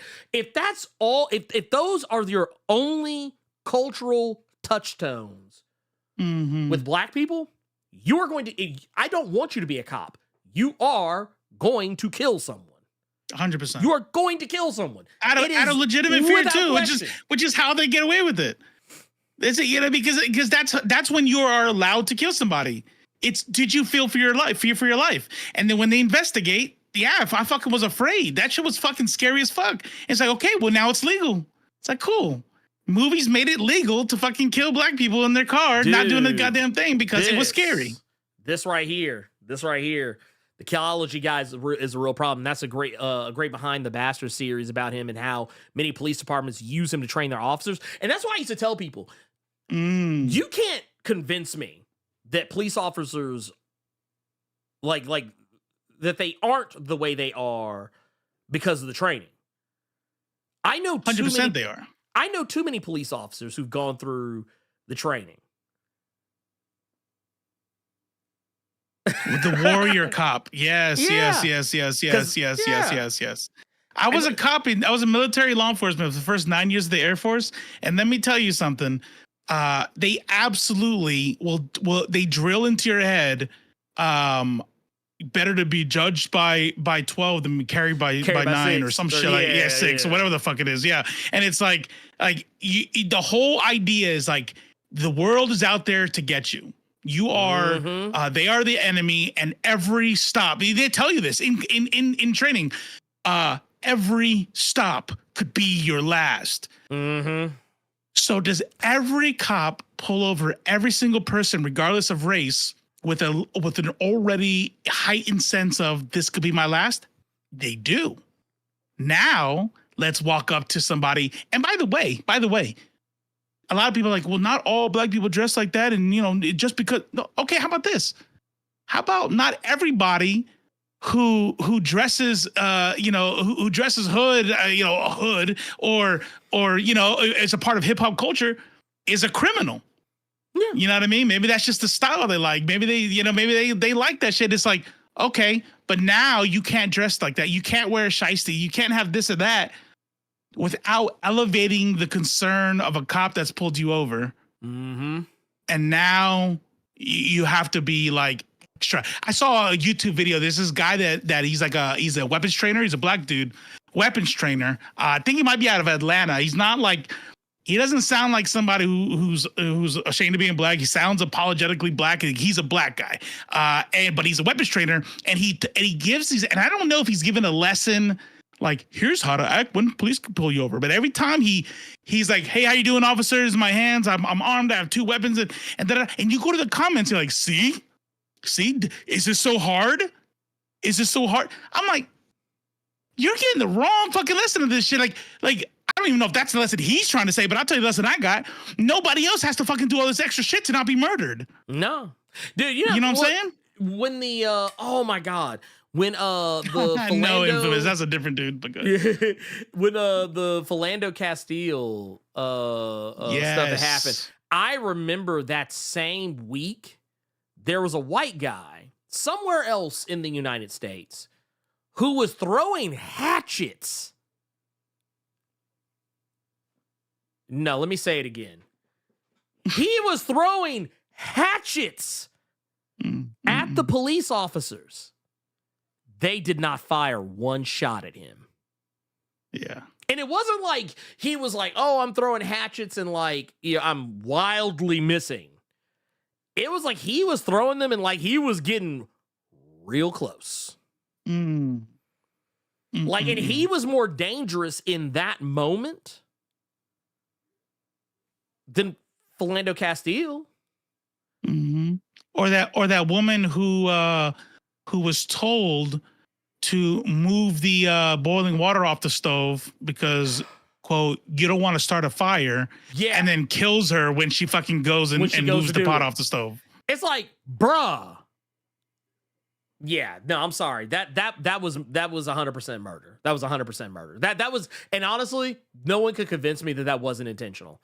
No one can convince me that wasn't intentional. Yeah. And no, yeah. See, yeah, 100% that one. Yeah. I was saying before, like, I'm sure some of them are like this, but that's not most of them. Nah, fuck that. You said that shit. You need to go turn that off. You don't want to start a fire, and then fucking killed her when she fucking did it. Nah, you fucking murdered that. And I grew up with, even though he wasn't necessarily like in my life, but I mean, I grew up with like a dad for a cop. Really? And being around like, my biological dad, he was a cop. Hell, I slick almost. I was like that close, but it was actually probably for the same reasons I would not have done well in the military. I don't do well with people like yelling at me or like expecting like absolute undying loyalty to like a cause that's like, you know, social as opposed to yeah. Nah, pimp. That's That's why not me. I'm gonna be honest. I don't really I say that a lot. I don't know why I say that, but I mean I did it, and I always say about Christianity too. Like how can people like, oh, that was me for like the first 38 years. But now that like the blinds are open, I want to go and shake everybody. I'm like, every single time I see a black cop, every time I see a black or brown Christian, I'm just like, what are you doing? What are you doing? I had a buddy of mine get mad at me one time because his old man's a cop? No, his wife.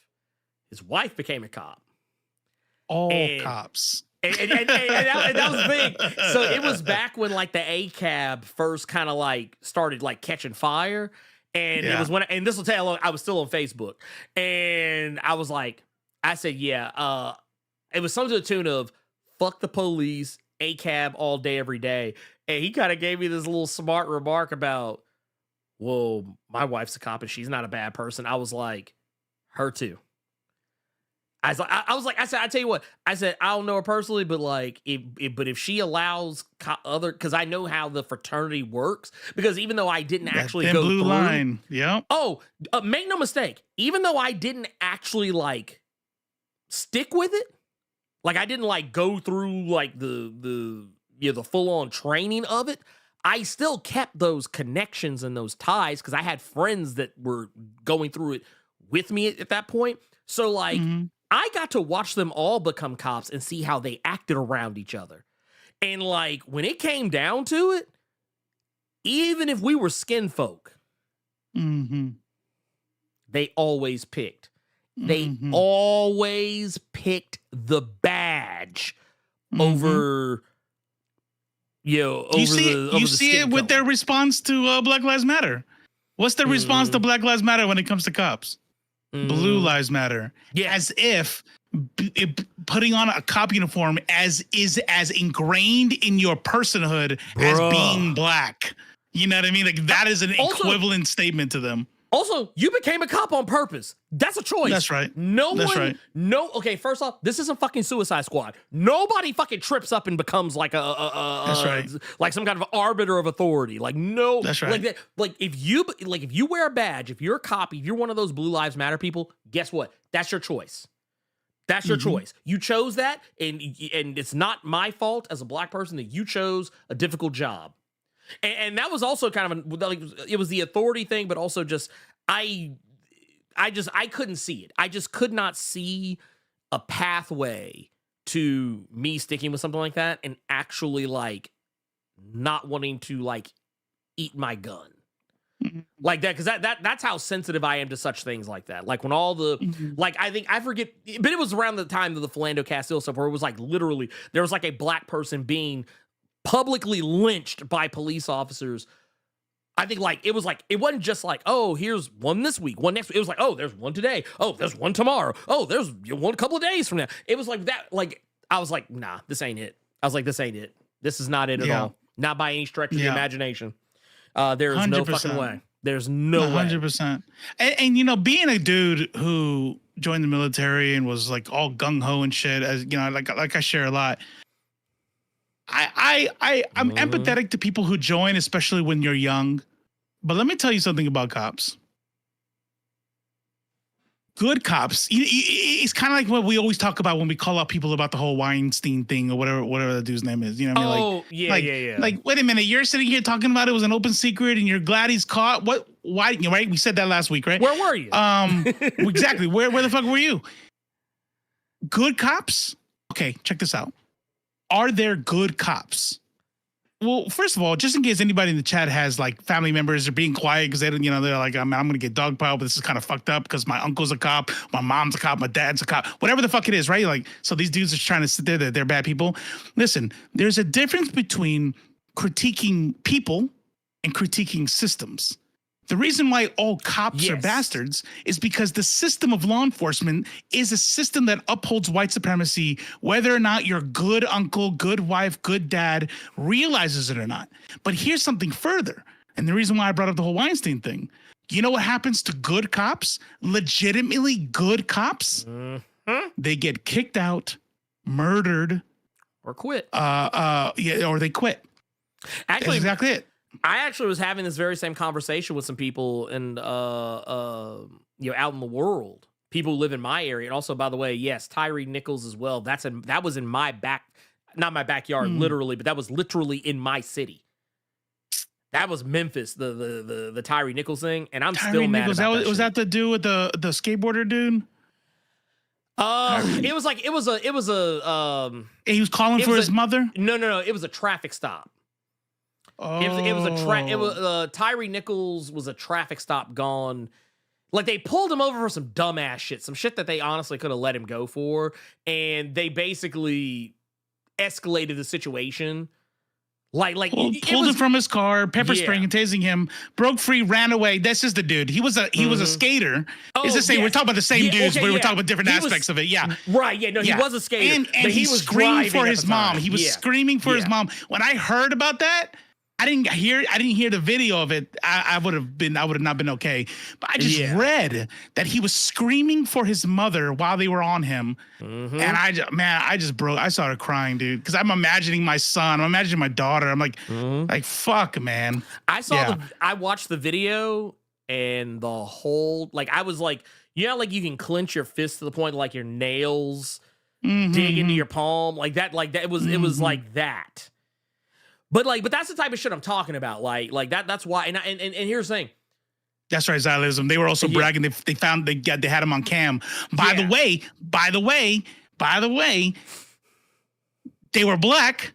Yeah. Except I think. But guess what? Yeah. But guess what? There was a white dude. Guess what? Guess who got let off? Guess who got charged? The black cops. Who didn't until it became news and the whistleblower, the white cop who was there and initiated the stop and initiated the shit. He didn't even get arrested until it became a big deal. It wasn't until people outed him, and then it was like, oh yeah, me too, I guess. Yes, that's so crazy, right? And so I said something as a joke that sounds problematic, but I mean, like, look, if they're gonna exist, you might as well make some use of it. I figured out how to keep cops accountable. Only let black conservatives join. Only let the sort of black person that would become a cop in the first place. Only let them join, because it seems like those are the only cops that will ever hold consistently accountable. You know. Oh, that was also. It's also why it's kind of difficult for me to watch shows like The Shield anymore. Like, even though I love the show because it doesn't glorify them, but still. It shows them as bad. Yeah. It shows them. Yeah. It's like, it's not propaganda. And they're like, oh man, isn't Vic Mackey such an awesome? It's like, no, he's a piece of shit. When does he get caught? That's the whole point of the show. That's right. But it does still make it difficult because if I remember correctly, they were supposed to be part of some kind of TAC unit, some kind of strike squad type of deal. Yeah. Like a anti-gang, anti-drug type shit. Yeah. Which it basically it was a gang of fucking Vic Mackeys, basically is what it was. But they are a gang. Though they no they are literally a gang. They have handshakes. They share tattoos. Okay, first off, you can't take any law system that is born out of the Pinkertons and tell me it's not a fucking gang. You cannot tell me it's not a gang. I'm sorry, it's a gang. It's a gang. That's right. And not only is it a gang, they fly colors just like a fucking gang. 100%. Blood in, blood out, just like a fucking gang. Because that was another reason they have why. Cuts. Yes, they sure. And okay, I would go to parties where it was predominantly cops, and let me tell you something. Some of the most depraved motherfuckers I've ever met in my life. You ever watch those movies or TV shows where there's a cop and they're supposed to be like, oh, I'm a hero cop, and then you find out that they're into all kind of fucking wild ass fucking freaky illegal and or illegal shit, and you're just like, oh my god, how I can't tell you how many times I've watched cops at a party. Oh, hey, everybody's fucking leaving. Everybody is drunk off their ass. Just walking out. Hey. Go drive.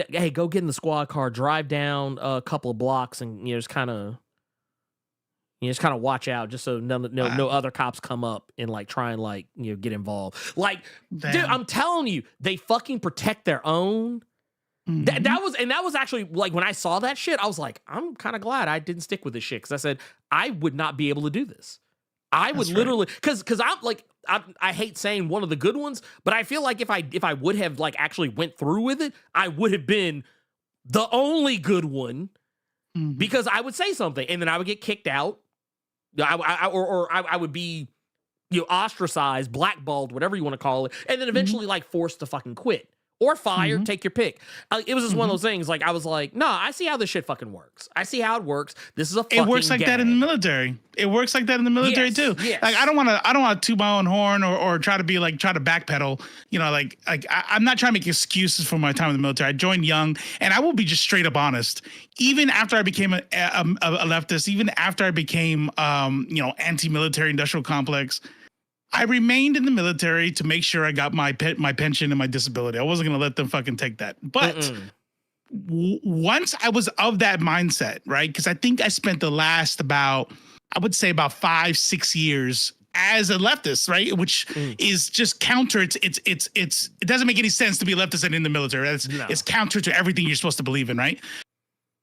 But the way that I made E5 first time, I made E6 first time. It took me a while to make E7, but right around that time is where I started waking up. I would never get promoted again. Oh, man. I would never get promoted again. I retired as E7. I spent the last 9 years of my career as an E7, and the only reason why I was in a small career field, because there's not a lot of combat related career fields in the Air Force. And so we have a very small, we're part of it was called Air Force Special Warfare, was the doctrine that we were under. And these, but I was like, fuck Trump. Like, no, this is bad. This is racist. And I would always try to be a part of like the equal opportunities and training and shit like that, suicide awareness training, sexual assault training type of stuff. I'd always try to be involved, right? Probably to make I don't know, like, I think I was sincere, but also I felt bad for being in the military in the first place. So I was like, well, at least I'm doing this, right? But it's like, I sit there and everybody in my career field, like, except for the people that I was friends with personally. When I say everybody, I'm almost not exaggerating. I'm sure it's not everybody. There's people who don't even know the fuck I am. But there were people that I had never met before. Oh, man. Never in my life. They'd be like, oh, man, like, I heard you were a piece of shit. Yeah, you're actually pretty cool. I'm like, what do you mean? I don't even know who you are, bro. It's like, oh, do you know Sergeant So-and-so? I was stationed with him 7 years ago. I've never spoken to that dude since. And he's like, yeah, that dude was telling me that you're what the fuck? And I had a mentor, and I hit him up when I retired. I said, hey man, I got a question for you. It's like, I try to mind my own business. I know I was a knucklehead when I first joined because, I was newly divorced, kind of lost my mind a little bit. But I feel like the hate that I got lasted way longer, to where I just stopped kicking with everybody. This whole brotherhood shit, I was not a part of that shit. I'm not a part of the TACP association. I don't give a fuck about TACP reunions. They always send me emails. I'm like, you can go fuck yourself. But I say, does it have anything to do with my politics? And this motherfucker texted back immediately, because he was like E9. He was like, he has a silver star. He's like a dude that I would always talk to about career stuff. I said, was this about like when I fucking became like super hard left? He wrote back 100%. I'm like, damn, you didn't really hesitate. He's like, no, I always used to hate it. But literally anytime anybody's ever talked shit about you, it's always that you're a lib this and this and that, and you're a fucking communist. Like, literally me changing my politics to the left made me fucking hated by my career field. And so if it's like that for me, what do you think is like for cops? For military, they can't kick me out, right? We're protected. We're under contracts. I'd have to do something like illegal. But for cops, they can get fired. They're not protected by contracts. Nope. And if you don't have the support of your union, which isn't a real union, they're just fucking class traders that protect them from accountability. Yeah. If the union hates you because you're a good cop, how long do you think you're going to last in that department? Dude, let me tell you, look, it's we've seen like, even if you've never been in the military or been like in law enforcement on any level, you've seen this story play out in media. The hero cop is getting investigated by internal affairs, or but we'll make it. Don't worry about it, man. We'll make it disappear. Just make sure you keep your story straight. Or or they have the mentors put, hey, look, just look, okay, look, you fucked up, but look, just we're gonna take some administrative leave. And you're gonna chill for a little bit. You're gonna come back. We're gonna go over your answers. Yeah, we're gonna go over your answers, and you just make sure you keep your story straight. Like, it's always shit like that that you see a lot of now. And it's like, I knew a dude wanted for sexual assault, and they changed his duty station. He was in the middle of getting investigated, and suddenly he got orders to leave. And I found out, we're just trying to. He's a good dude, and we're just trying to get him out of this mess. He just needs a fresh start. Dude, let me highlight something here just for a moment. This right here. Thank you.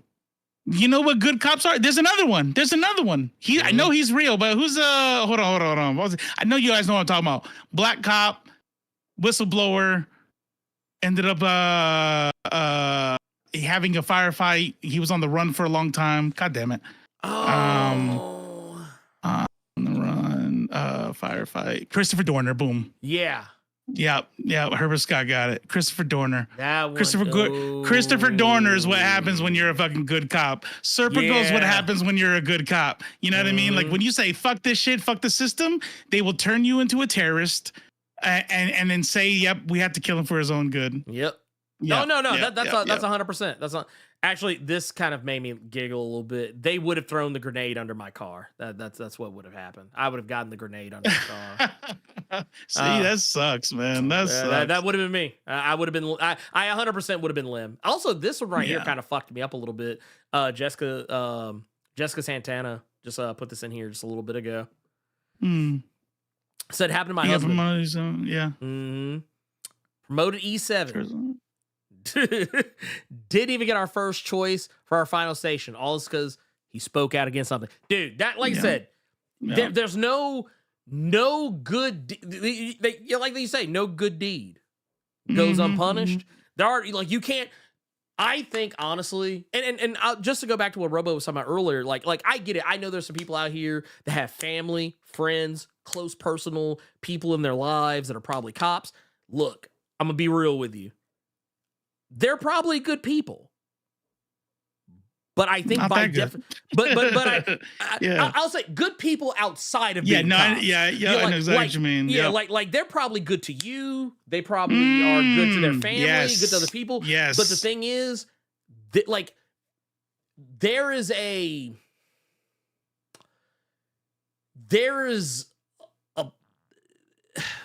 way that cops have. It's kind of like, I remember when you were watching that, I forget what it was. It was like 5 ever ago, but you were watching one of those videos where, like, the people were like, oh, hey, who is the so-and-so? And there was one where, like, someone had to be like, oh, who's the cop? And there was one guy, and I was like, oh, right. I was like, that motherfucker right there. And it wasn't anything he said. Yeah. It wasn't anything he was, like, actively doing. It was how he was carrying himself. Yeah, I was like, vibes, I was like, that's that motherfucker right there. I said, that's the cop. I was like, I can spot a cop a mile away. Like that, like, porn. I can smell it. Yeah. But that's the thing I hate so much about is that, it's not, I'm not saying they can't be good people outside of when they're just in their normal day to day, but when they're actually out there, like, actively working, I'm not gonna lie. If they're out here, like, going after people, like, for bullshit traffic stops or, like, escalating situations, because I've also had cops try to provoke me before to try to get a reaction, like the same shit that they did to, not saying, like, I didn't get my ass beat, but, like, the very thing that ultimately led to Tyree Nichols getting killed. I've had cops try that shit with me, like, say things to me to get my ire, to provoke, like, a physical or verbal reaction. And also, if I say anything, they're like, which, to be fair, We live in a world of free speech. I'm allowed to say whatever the fuck I want. Now, granted, I'm held accountable for the consequences, but me calling a cop an asshole is not a federal offense. It's not assault. But I've actually had cops try to say that it was and try to and I've literally had this happen. Literally handcuffed, hands behind my back, can't do anything, on my knees, and and head down. And I've literally had cops lunge at me, like do that thing that people do, where they go like that at you, trying to get you to jump. So that I make a move, and they get to do whatever they want. That's why I don't fucking like cops. Even when I was even when I was trying to be one, I was like, I had that energy. I was like, nah, I'm gonna be the change I want to see. You can't change that shit. That shit is, you can't fix you can't fix the system because it's not broken. Not to them. It is working exactly as designed. Yep. The only thing that's not working is that people have camera phones now. That's the only thing that's not working. That's exactly the change. That's why it's like, man, things are so bad. And you're like, nah, they've always been bad. Now we're catching it on tape. Live in 4K, man, baby. how do we went from I don't know. diversity, we went from how Annette, what's the name? Annette, yeah. Annette is portrayed. Like, yeah. I think it's good. Cops suck. Look, we went from anime titties, am I right? Yeah.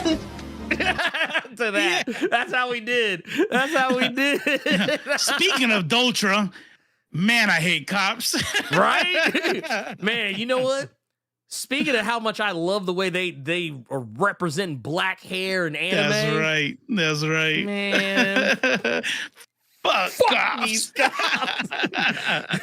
Fuck the police coming straight from the underground. That I don't know how we you know what? You know why it happened. It's because it's woke. We're woke. It's woke. We're woke. It's That's woke. what it is. That was great. That was great. This is literally how I talk in real life. So yeah, I'm glad I have an opportunity to do it on a stream with you. Yeah, because this is literally how it goes. Yeah, I'll be talking and then damn, I've been talking about an hour, huh? And then my kids will be there like, yeah. No, it's the curse of it's the curse of having the gift of gab, because I'm guilty of this myself. I will oftentimes get angry about this, but I am also part of the problem. Is that I'll talk to people, whether it's on the phone or out in the world, and be like, oh, okay, yeah, cool. I only got I can rap for a couple of minutes, whatever. I got some stuff I got to go do, but yeah, I can rap for a couple of minutes, and then 3 hours later, and it's just all right, okay, for real, I got to go. Yeah. Another hour later, okay, for real, I got to, I got to go. And then somebody brings a tokusatsu, and he's like, it's over. It's over. Okay, you know what? Look. Let me cancel this other thing I had to go do. What you say, Super Sentai? All right, hold on. Let me get a chair. Let me get a chair. Look, let me learn you. Let me learn you something right quick. Yeah. But we got anything to catch up on? Any super chats? We do. We actually do. We got one here from Vandolph the Black with the $5 says, Eduardo's small detail. When he's free at the end, and this is something I did catch, and I thought it was so awesome. His facial hands, because he has the thing where his hands were up around his eyes. Right. When you get to the end, they're no longer in front. They're off to the side now, where you can see more of his face. He's not hiding. He's not hiding his face anymore with the extra hands that are coming out of his neck. So it's very cool detail. This character, I loved it. I'm not gonna lie, I haven't seen the ending yet. Oh. But, No. I was expecting it. I came in pretending to see the whole thing so we could talk about it. But I was like, I missed that because I haven't seen it yet. But I did. I know the old girl dies, and I spoiled it already, just so I could be ready for the show. But I saw about 80% of it. I just didn't get this last couple in. What episode did you get? You say so you probably stopped at 6? What was the last thing that happened? The dragon came out. Old girl pulled the dragon out, and she couldn't put it back in. And then, okay, I know. Is where that you are. kind of? Yeah, You're it's a around little, there. It sounds like you're a little more than halfway through. You're a little more than halfway through. But I would still finish watching it because like there's a lot of really 100%. Yeah, it's like 100%. Like honestly, I'm gonna say something so controversial and yet so brave. I personally think I like Nocturne better than Castlevania Vanilla. I think that's a safer. Yes. Yeah. I think Okay, I'll say this if I'm being real. Mm-hmm. I like Nocturne season 2 the best out of all of them. Mm-hmm. I like season 3 Castlevania better, like at number 2, and probably season 1 Nocturne as a number 3. But yeah, this season has locked me in. Like I want it. They're going to fucking Haiti. Like Haiti, man, that's fucking dope. And also, we're about to get some Haitian vampires. Oh my god! And you know the best part about it's gonna be. It's woke. It's gonna be woke. It's gonna be so You know what woke. I really want though? You know what I really want? I don't expect this because it'll be okay if they're Haitians who are vampires. I'm okay with it. Okay. Yeah. But you know what I would love is if the vampires when they get to Haiti are French. Oh. And not Haitian. Oh, because you know what? It would kind they're of the make evil ones, right? Right. Well, it would also make a little bit more sense too, because there was that whole like, oh hey, all the slave shit that was enslavement that was going on. There was like white vampires that were kind of like in on the whole thing. It's like, all right, we're rising up. Yeah, I'm not gonna lie. Ooh. Because check this out. When we start talking about segregation, Europe did the integration thing after they ended this, right? So it would make sense to have like that. But in the New World, they had hard segregation, so they wouldn't really have been making other vampires that way. What were you gonna say? No. I was thinking like, I want like, I mean, we got kind of a taste of it in the first season, but yeah, full on fucking maroons. I want to see maroons just out here. Like they had like, if there was like a squad of maroons in Haiti already over there, like just straight up like blade murking vampires over there, bruh. I'm here for it. Man, I am here for it. Yeah, and someone just has to say it one time. Some motherfuckers are always trying to ice skate uphill. And I'm in. And I'm in. Yeah, they're calling it Saint Domingue. That's what they're calling it, but it's Haiti. It's basically Haiti. Yeah. That's what Haiti was called before, and so it's the French colony of Saint Domingue. Yeah, but I mean, to be fair, considering the nature of history. Yeah, I don't know. When did Haiti and Dominican Republic split? Like when did they make that split? I think this is before then. Yeah. So it was all Saint Domingue and Hispania. I think. I don't fucking know. Yes. Eclectic Blerdy Niche. Yeah, that was, it was Annette's, in season 1, the master was a French vampire. To some degree or another. But yeah, I will say, I will definitely say this. Regardless of what happens. Yeah, not Hispania. Yeah. Anyways, go ahead. Sorry. Yeah. Whatever happens next, protect this show at all cost.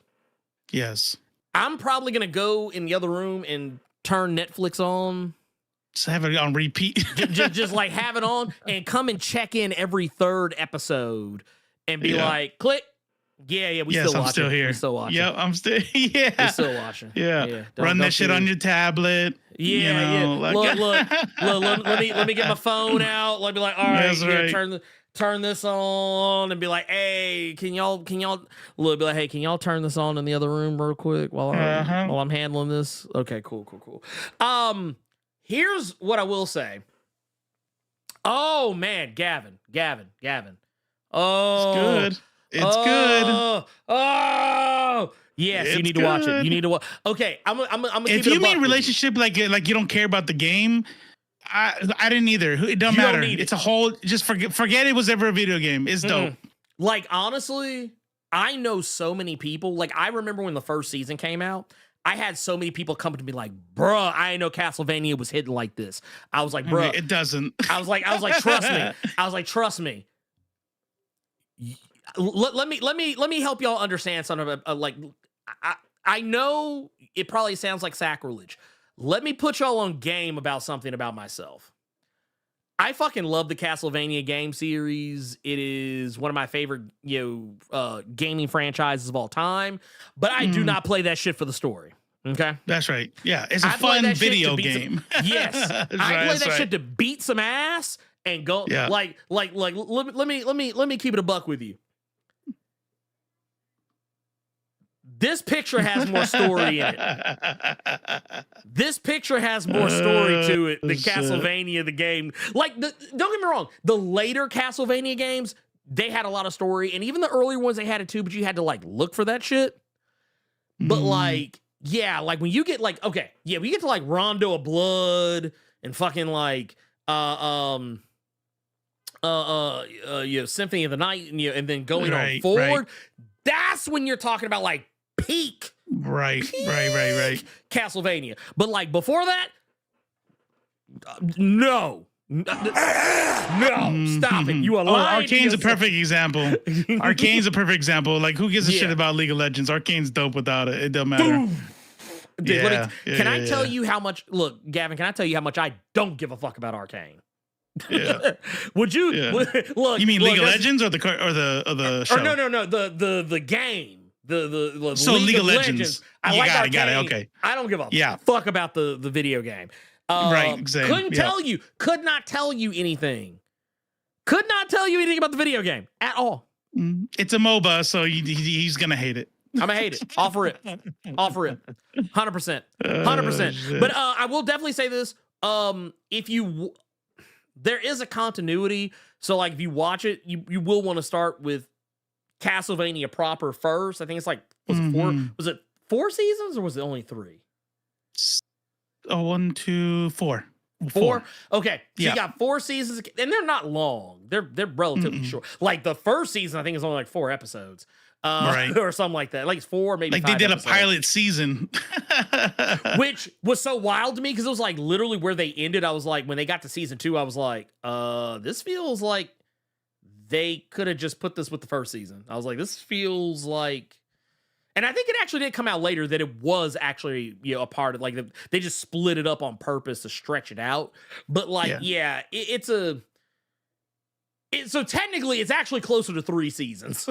Right. If you talk about like the pilot season 1, pilot season 0, you call it season 0, then 3 full seasons. It's like, wait a minute. It's like, what the fuck is going on here? But no, I would say watch that first, then watch Nocturne if you care about continuity. But like, I'm gonna be honest with you. Yeah, Nocturne is where it's at for me. Nocturne, Devil May Cry. Devil May Cry, just given how they've done Arcane and how they've done Castlevania, that'll be another one. Like I don't know if you play Devil May Cry, but I know Cypher. Cypher loves those kind of games. You play it. That will be a game. That will be another show that I could see because I love the setting. That I'm gonna fucking love if they do it as good as they did Castlevania and not give a I don't give a fuck about Devil May Cry the game. Man, look, I tell you what, I'm not gonna say I love Devil May Cry. I love some Devil May Cry games. And I actually stand by this. I think only the odd number ones are the good ones. Okay. Like DMC 1, fantastic. DMC 2, ass. DMC 3, fucking amazing. DMC 4, trash. DMC 5, pretty damn good. That's been my attitude towards DMC. You like them enough to know all that, to have played them and know if they're garbage. And I'll give you another one. And this one actually kind of falls into the odds. As much as people complained about the DMC Devil May Cry reboot, I fucking love that game. I fucking love that reboot. I actually thought the reboot was like, I was like, shit, this could be Devil May Cry going forward for all I care. Like, it was so good for as much as people hated it, when they ported some of them goddamn gameplay mechanics to DMC5, I was like, oh, I see y'all motherfuckers ain't complaining now. Dirty ass motherfuckers. So I don't know. I find video games are getting like food as I get older. Like shit I used to not like as I get older, I'm like, actually, this is pretty good. Like games that I used to not play a lot, like I'll be honest with you, Yakuza would be a game, I promise you, would be a game that I played that I would enjoy, but it wouldn't hook me, and then I would stop playing it. I just wasn't into brawlers like that. Now I love them. You know what I mean? But yeah, I mean, yeah, I'm here for it. Probably not gonna do call-ins, right? Because it's already too late. We're already kind of late. And I actually want to. But we do got 3 questions. Do you want to go through these questions quick? Yeah, let's. Okay. How about this? How about we let's lightning round them if we can. Yeah. Bet. So Kodoma says, greetings, Nerd Council of Culture. I hope you are well and safe. These last few days have been crazy. People are in fear for their lives, and things we love are under fire, and monsters have taken over. 100%.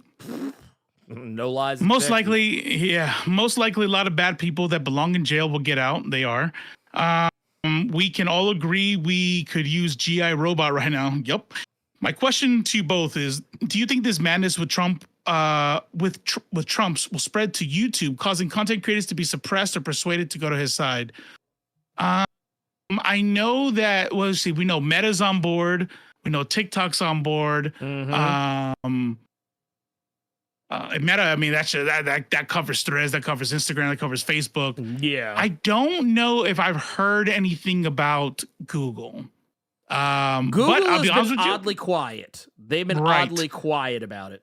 Also, I will say this. Do you know I've gotten a lot of mileage? I have gotten so much mileage out of what was it? GI Robot. This that meme. Yeah. I've actually gotten probably more. Oh, the CEO was there too. Yeah. Okay. So Sick Fan that says the Google CEO was there. So if they make it, if they do executive orders moderating, doing censorship in that way, then you can bet it's going to go to YouTube. 100%. Yeah. I honestly, well, and the only reason that I'm not as worried. The only reason I'm not quite as worried is only really largely because I just know. I see the writing on the wall that, you know, because hell, when I posted a clip on Threads the other day, where I guess I didn't cut it the right way. So there was literally a less than a millisecond of the Nazi flag pop up in the video, but like I had the shot where it was like, oh boy, Nazis. And and because of that infinitesimal amount of shot where you see the Nazi flag, they were like, oh, this is anti-Semitic, blah, blah, blah, blah, blah. This post has been taken down. Apparently they put it, but apparently they put it back. I appealed it. And I'm assuming that, well, because when I go to my page, I still see it and people are still like responding to it. So clearly it's not taken down. But like, I'll just say this.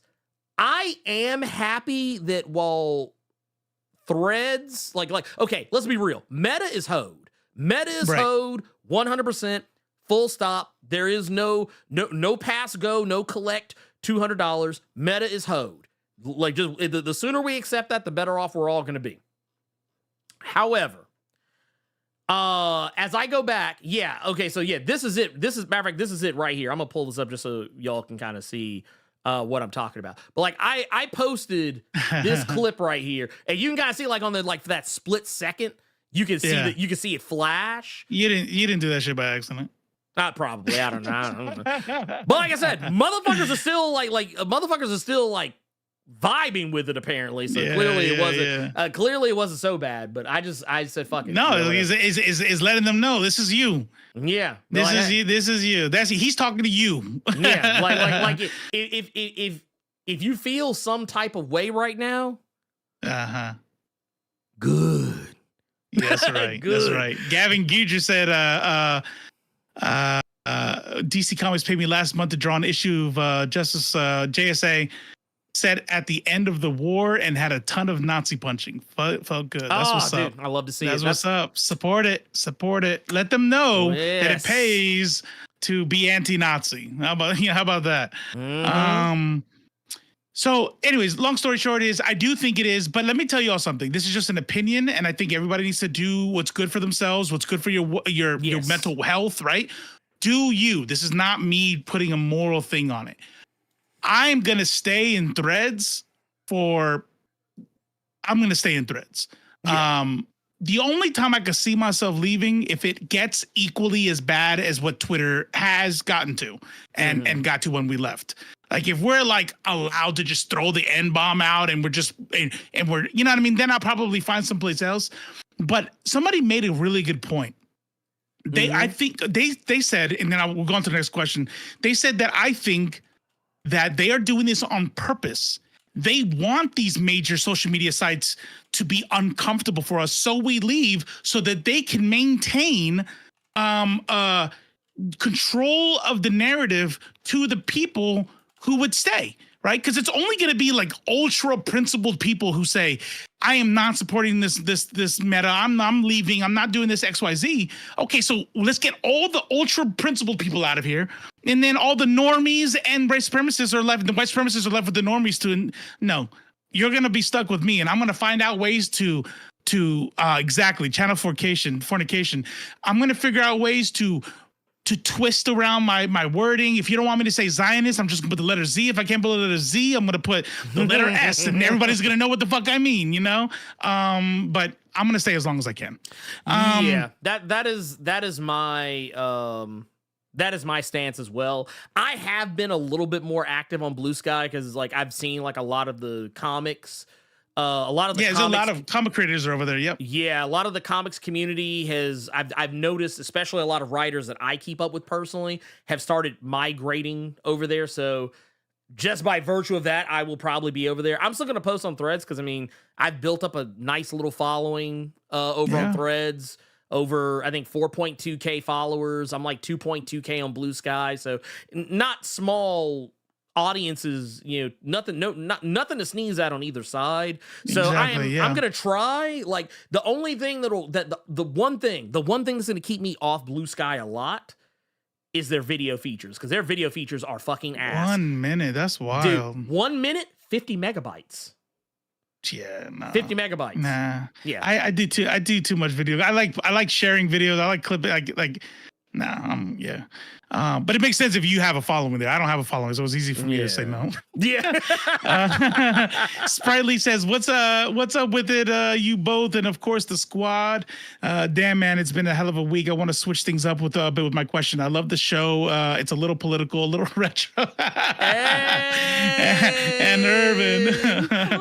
But what I want to know is what song, no matter what time of day or what you're doing, when you hear that beat drop, just you got to make that ugly face. Now, what kind of ugly face? Like, ooh, yeah. Or is it like, oh, what the fuck is this? I don't know which ugly face. If it's what the fuck is this? Go ahead. Like, no, if it, I know what it is. It's the stank face. Like this is my shit right here. Like, ooh, okay. Yeah. Okay. I'm gonna keep it real with y'all. Y'all, I'm not gonna play it. Y'all are gonna have to look it up. But there's a song. It's kind of a little problematic now, just because it does have it has the D slur in it, which I mean, what are you gonna do?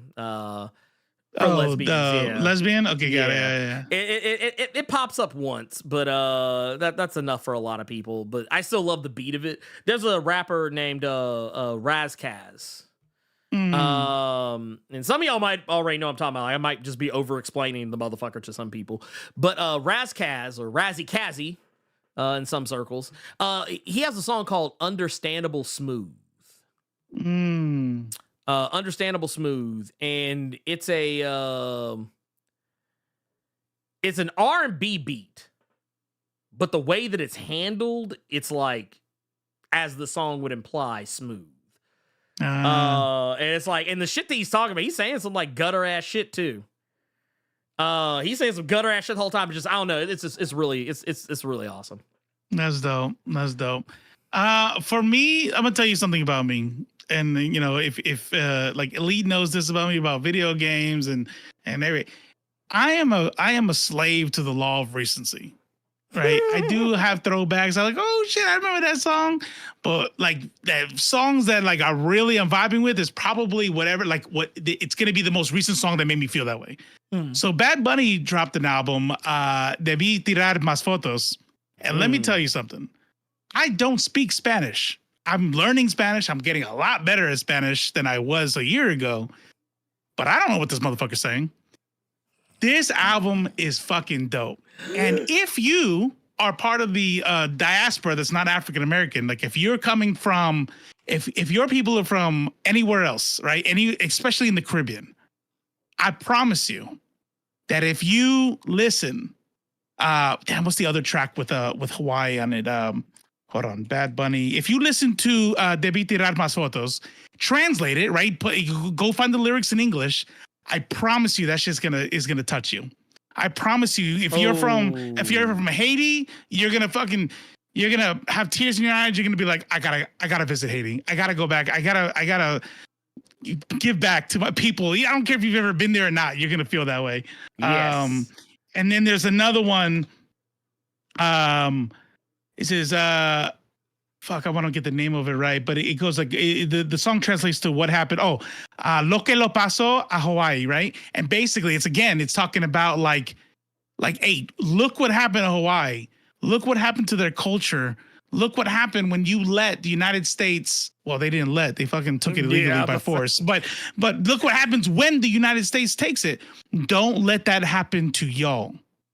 It was 100%. Like, it was something different than he usually does. Not just regular, like, shake your ass to reggaeton. This is like a love letter, not just to Puerto Ricans, but to anyone. Fuck, even if you're African American, you're gonna be like, oh yeah, give me my 23andMe. I need to figure out what country to go give love to. Oh damn, man, I'm telling you, it's a good ass album. That's the shit that's the shit I'm listening to right now. Dude, I'll give you, just. Man, who was this? I have to pull up my Spotify to find this one. But basically, I was sitting in line getting food somewhere, and it was Master Killer. That's what it was. It was Master Killer. Who's another one of my one of my favorite rappers. But Master Killer had a song. It was called Silverbacks. Yeah, it was Silver. Well, actually, no, take that back. There's Silverbacks and then there's Street Corner. I like both of those songs a lot. But like Silverbacks, they have a thing where there's some samples they play from some speeches that are just like, well, what was it? Because what was it? There's a part where dude's like, God outkilled Hitler. Mussolini. It just started listing off motherfuckers. Hey, he's just talking facts. Yeah, I'm gonna say, God the Killer. Yeah. Dude, I forget exactly where the speech comes from. Because the first time I heard it, I thought it was like a Malcolm X speech, but I don't think it is. But like, it basically is like. But the way he was doing it, it just sounded like some shit that you would hear on a sermon on like a fucking Saturday at a black church. Yeah. That's dope. That's dope. He outkilled Kublai Khan. He was like facts every time too, though. I was like, damn. I was like, man, this motherfucker cooking. Like he really. Damn. I was like, I mean, he ain't wrong. He ain't wrong. But no, that said, do we have? Is there another one? Two more quick ones. Let's go. Greetings, hermanos. With rumors of the Netflix Defenders coming back, Luke Cage, Jessica Jones, Iron Fist, Elektra. Is there one of them that you would recast? For me, it would be Finn Jones, Iron Fist, 100% that one. But I wouldn't want them to recast. I want them to get rid of the character. And I want to figure out a way in the story to do what they've done in the comics and make it what's his name the Sword Master. Sword Master. Yeah. I agree with, like, okay, for me, I'm kind of in the same boat. If they were like, I would recast and make it the current, the current Iron Fist, or if they didn't want to do that for whatever reason. You know, Grace Randolph, she was always saying, we already got 2 Native American superheroes. We got Echo and Kahori, so that's too many. We already got Shang-Chi. We can't have maxed out. Yeah, we maxed out. We can't have another. Well, what do you expect to have 2 Chinese guys who can beat people up? Nah, come on now. But no, if they actually, I think because of Marvel Rivals and that once again, that recency bias is in that version of Iron Fist is in people's minds right now. Yes. I think it would be smarter to do that. But me personally, what I would do is I would pay off Jessica Hemwick from season 2 of Iron Fist, where she became the Iron Fist. Gender bend it. Yeah, I think that shit would be dope only because I'm weird and I think female ninjas, like lady ninjas, lady kung fu. I don't know why. It's not even about sexiness, nothing like that. It's badass to me. Yes. I don't know why. Like Kill Bill. There was something where like his bodyguards were all these lady ninjas, and I'm like, I don't know why, but I'm like, that shit is so dope. If they made like a lady fucking Iron Fist just kicking ass, I don't know, I like that shit. Well, and the thing is, Colleen Wing, yes. That's 100%. That would be dope. And the thing is, I've always liked the idea. Maybe electric, maybe. Yeah. Well, and there's some teasing on from that Luke Cage is back. So if Luke Cage is back, and you know, I think we might get the Defenders back. It looks like. Well, I mean, I think it's safe to say. Because they are in continuity, and Kristen Ritter, who played Jessica Jones, she has literally been playing. She has literally been giving the worst poker face ever, trying to act like she doesn't know what's going on. And because of how good Vincent D'Onofrio and Charlie Cox did, Kingpin and Daredevil respectively, trying to pretend that they didn't know anything was going on, I now know the telltale signs to look for, and she knows. She's saying she doesn't know. That motherfucker knows. She knows. Yeah. I don't care what anybody says. She knows. Mike Coulter knows. And I don't know if Finn Jones would come back, but I'm pretty sure if he is, he already knows. And what was the young lady's name? Elodie Young, who played Elektra. I'm like honestly, I would be down for they all of them know. Like personally, don't bring back Jennifer Garner again to play Elektra. Don't do that shit ever again. Do not do that shit ever again. You bring back Elodie Young or you find somebody else, okay? Do not bring that motherfucker back. It's either Elodie Young or somebody else. Do not bring that motherfucker back. Yeah, 100%. Also, Ooby Dooby Doo. I didn't really have a problem with his acting. And I didn't have a problem with the show. I just want I'm talking about Finn Jones? Yeah. Oh, because they were saying like he overall. I know a lot of people didn't like it. Thought his character was sucked or whatever. It was didn't have a problem with it. Bad. Yeah, it just wasn't. They were bad. I'm not defending it, but it just didn't bother me as much. I just want the character to be Asian. Yeah. No, same. Misty Knight. Yeah, bring back Misty Knight. What was oh my god, I'm forgetting that actress's name. Oh my god, it's killing me. Here, let's see, Misty Knight actress Simone Missick. And see, the thing with Simone, man, she's gotten older, but I mean, I think she can still do it. Because she was holding it down on All Rise. She was holding it down. I think. I mean, everybody. I think it was still fit though. If she was she the Misty Knight before? Yeah, she was still. Yeah, she was. So I mean, every actor from Daredevil, the Punisher, everybody. God damn, Kingpin. They all got older. Yeah. Right. So she would have gotten older if in the same continuity. Yeah. Well, it's the thing. Like, for me, the only thing about her character I didn't like, I hated how aggro they made her with Luke Cage in the first season. Because it was one of those things. Like, she was. What is it they call it? There's like a trope for it. You talking about the angry black woman thing? No. The character. The Scully. She was the Scully. She was the skeptic. Oh, got it. From X-Files. Right. Like she was the character who like, 'cause there's two types. There's the Cassandra who knows what's up and is trying to tell everybody else, but everybody else ain't listening. The Scully is a motherfucker who somebody else knows, but the Scully doesn't believe. Which, by the way, I don't understand at all. Nope. How do you have skeptics in the MCU? The MCU, by the right? way, a small tangent. How the fuck do you have? Well, no, I think somebody explained it. But even Han Solo, like, bro, you have Jedis out here. Yeah, he's like, I don't believe that. You're like, what? No, you could literally do it. You could do the thing. Like, but I guess they said there wasn't a lot of Jedi around. And so right. Well, because if you go by like Order 66, they're all supposed to be killed off. But then like they kind of fucked it up because even with Order 66, we're learning that not every Jedi got killed. Well, not only that, how old was he during Order 66? If Anakin was an adult, was a young adult. Han would have had to have, I think Han would have been a kid. But he was a kid when there was a whole Jedi Order. Yes. So it's not like this shit was like 100 years ago. No. Or hundreds. You know what I mean? He should have known. He's supposed to be a little bit older. He's supposed to be a little bit older than Luke, I think. So that one gets kind of weird. That one gets kind of weird. But my whole point was just saying that, like, I know that was the one aspect of her character I didn't like in the Netflix show was that she never believed Luke. Like, she was always thinking Luke was up to something.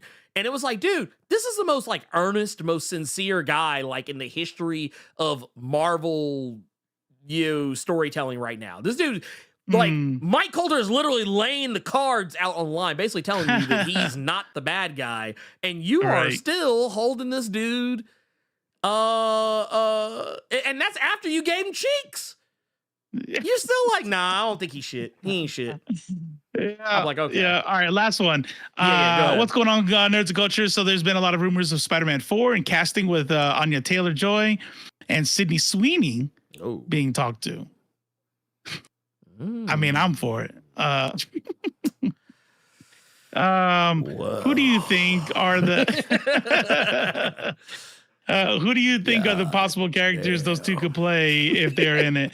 All I'm gonna say right now, if Sydney is Black Cat, I'm all in. Yes, sir. I tell you what, if they wanted to do her justice and actually let her be a good version of Spider-Woman, I'd be okay with that.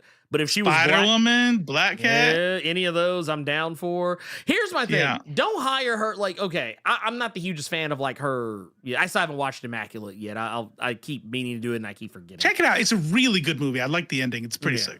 I'll. You know what? You might still. You know what? I'll give you. I'll watch it tonight. I'll watch it tonight. I'll give you the worst. Is you're gonna the worst. I could think you could like. That was a pretty good movie. She was my least favorite part of it, or something like that. I think it's still a great movie.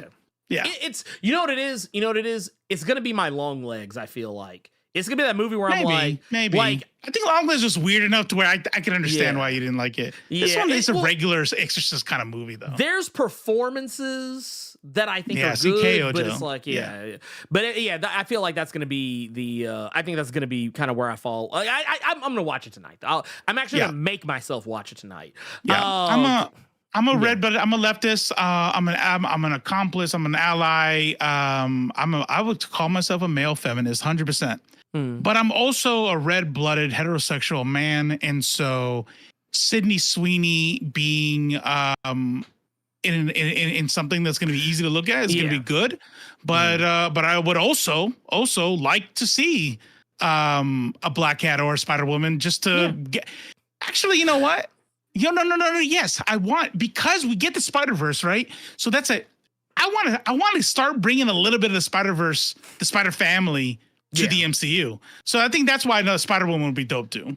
I'd like, honestly, like if I have my druthers, I'd rather have Jessica Drew, because I think the one she was playing was the other one that I don't like, whose name I can't remember to save my life right now. I think Rachel something or other. I can't remember exactly. But point of the matter is, if I can have any Spider-Woman, I want the Jessica Drew Spider-Woman, full stop. But if I have to have that one, I'd be okay with that. But yeah, Sydney Sweeney is. Wait, what's that one? Which one? Well, you said if I have to have that one. What do you mean? Oh, okay. Versus Jessica Drew versus who?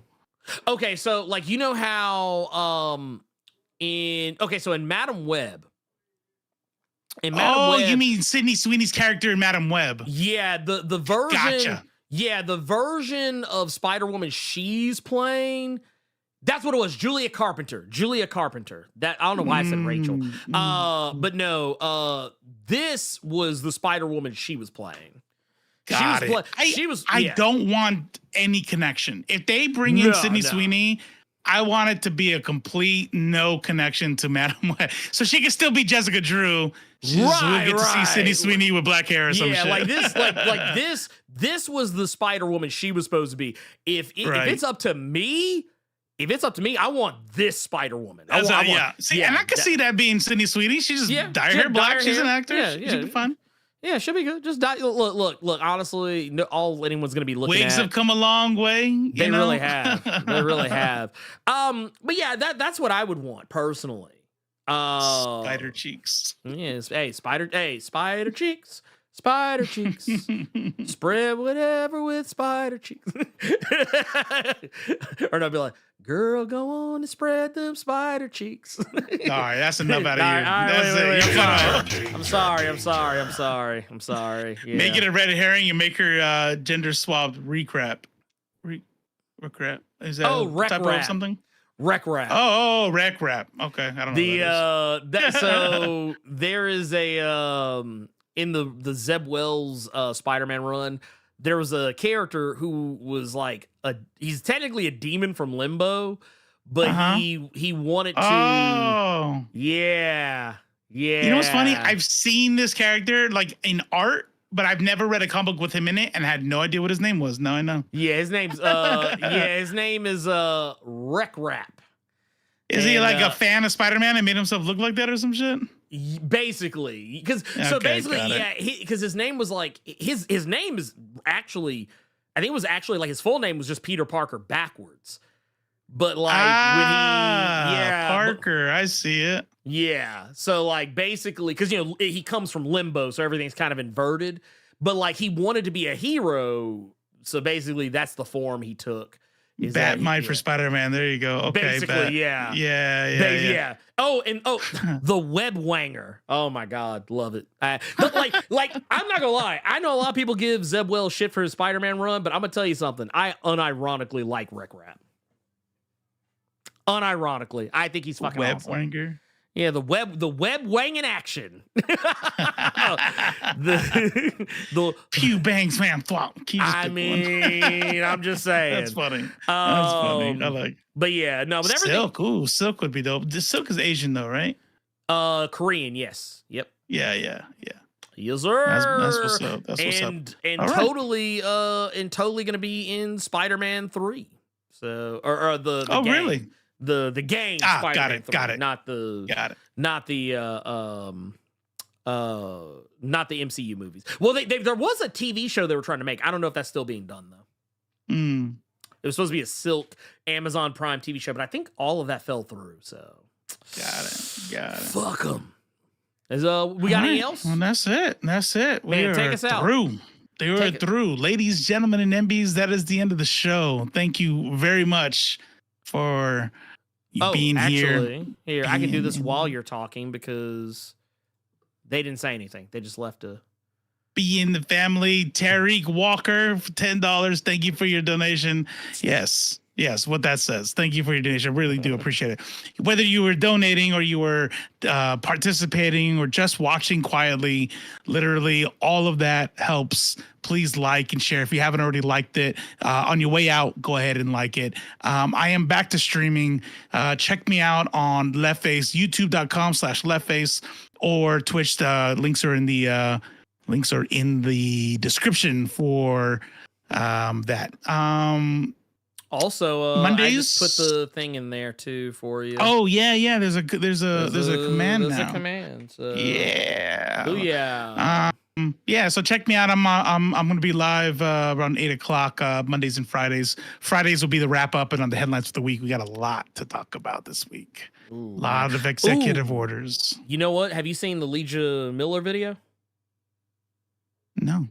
She put out a video. She actually runs down all of them. Okay, yeah, shit. Might make it easier or maybe more palatable because Legia. Because that's the only way that was the only way I was able to read about him. Because otherwise, I got disgusted. That's. It's just gonna be a good one tomorrow. Yeah, that's it. Yeah. Well, you know what I say to that. Thank you, everyone, and we will see you all next time. So for Robo of Left Face TV, what's up? Sorry, I messed up the pacing. What you got? Oh, Stay woke. Because you're next. We like, man, that's a dope ass shirt. Look at the red. Where do I get that? Man, that's so crazy go to the Blerd Without Fear store and pick you up a shirt. Pick you up a shirt and represent. Yeah. You know what's wild about that? I totally fucking forgot to say something about it. So you know what? Yeah, let's real quick. I'm sorry, y'all. Quick plug. I promise we'll move on. But look, I just want to take y'all here just right quick. You go here. Look at this. Look at this. Look at that. Black Comics Matter. That's dope. Look at that. You can get your stay woke. Look at that. Look at that. Stay woke.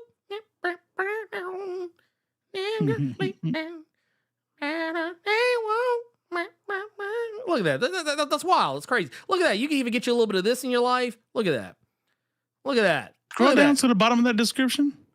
Oh, yeah. Go ahead. Blank product sourced from Honduras, Nicaragua, Haiti, Dominican Republic, Bangladesh, and Mexico. Look at that. Look what you're supporting. The workers out there. Look at that. We're trying. Yeah. Yeah. Now we'll say if y'all tell me no children from China. Yeah, no, none of that. But if I find out it's a sweatshop, then we'll have to shut it down. That's right. Hey, you can also get also there are more shirts incoming. There are going to be more shirts incoming. I've actually been a busy little bee in my little in all of my designing and whatnot. So I'm trying to figure out a way. This is a placeholder.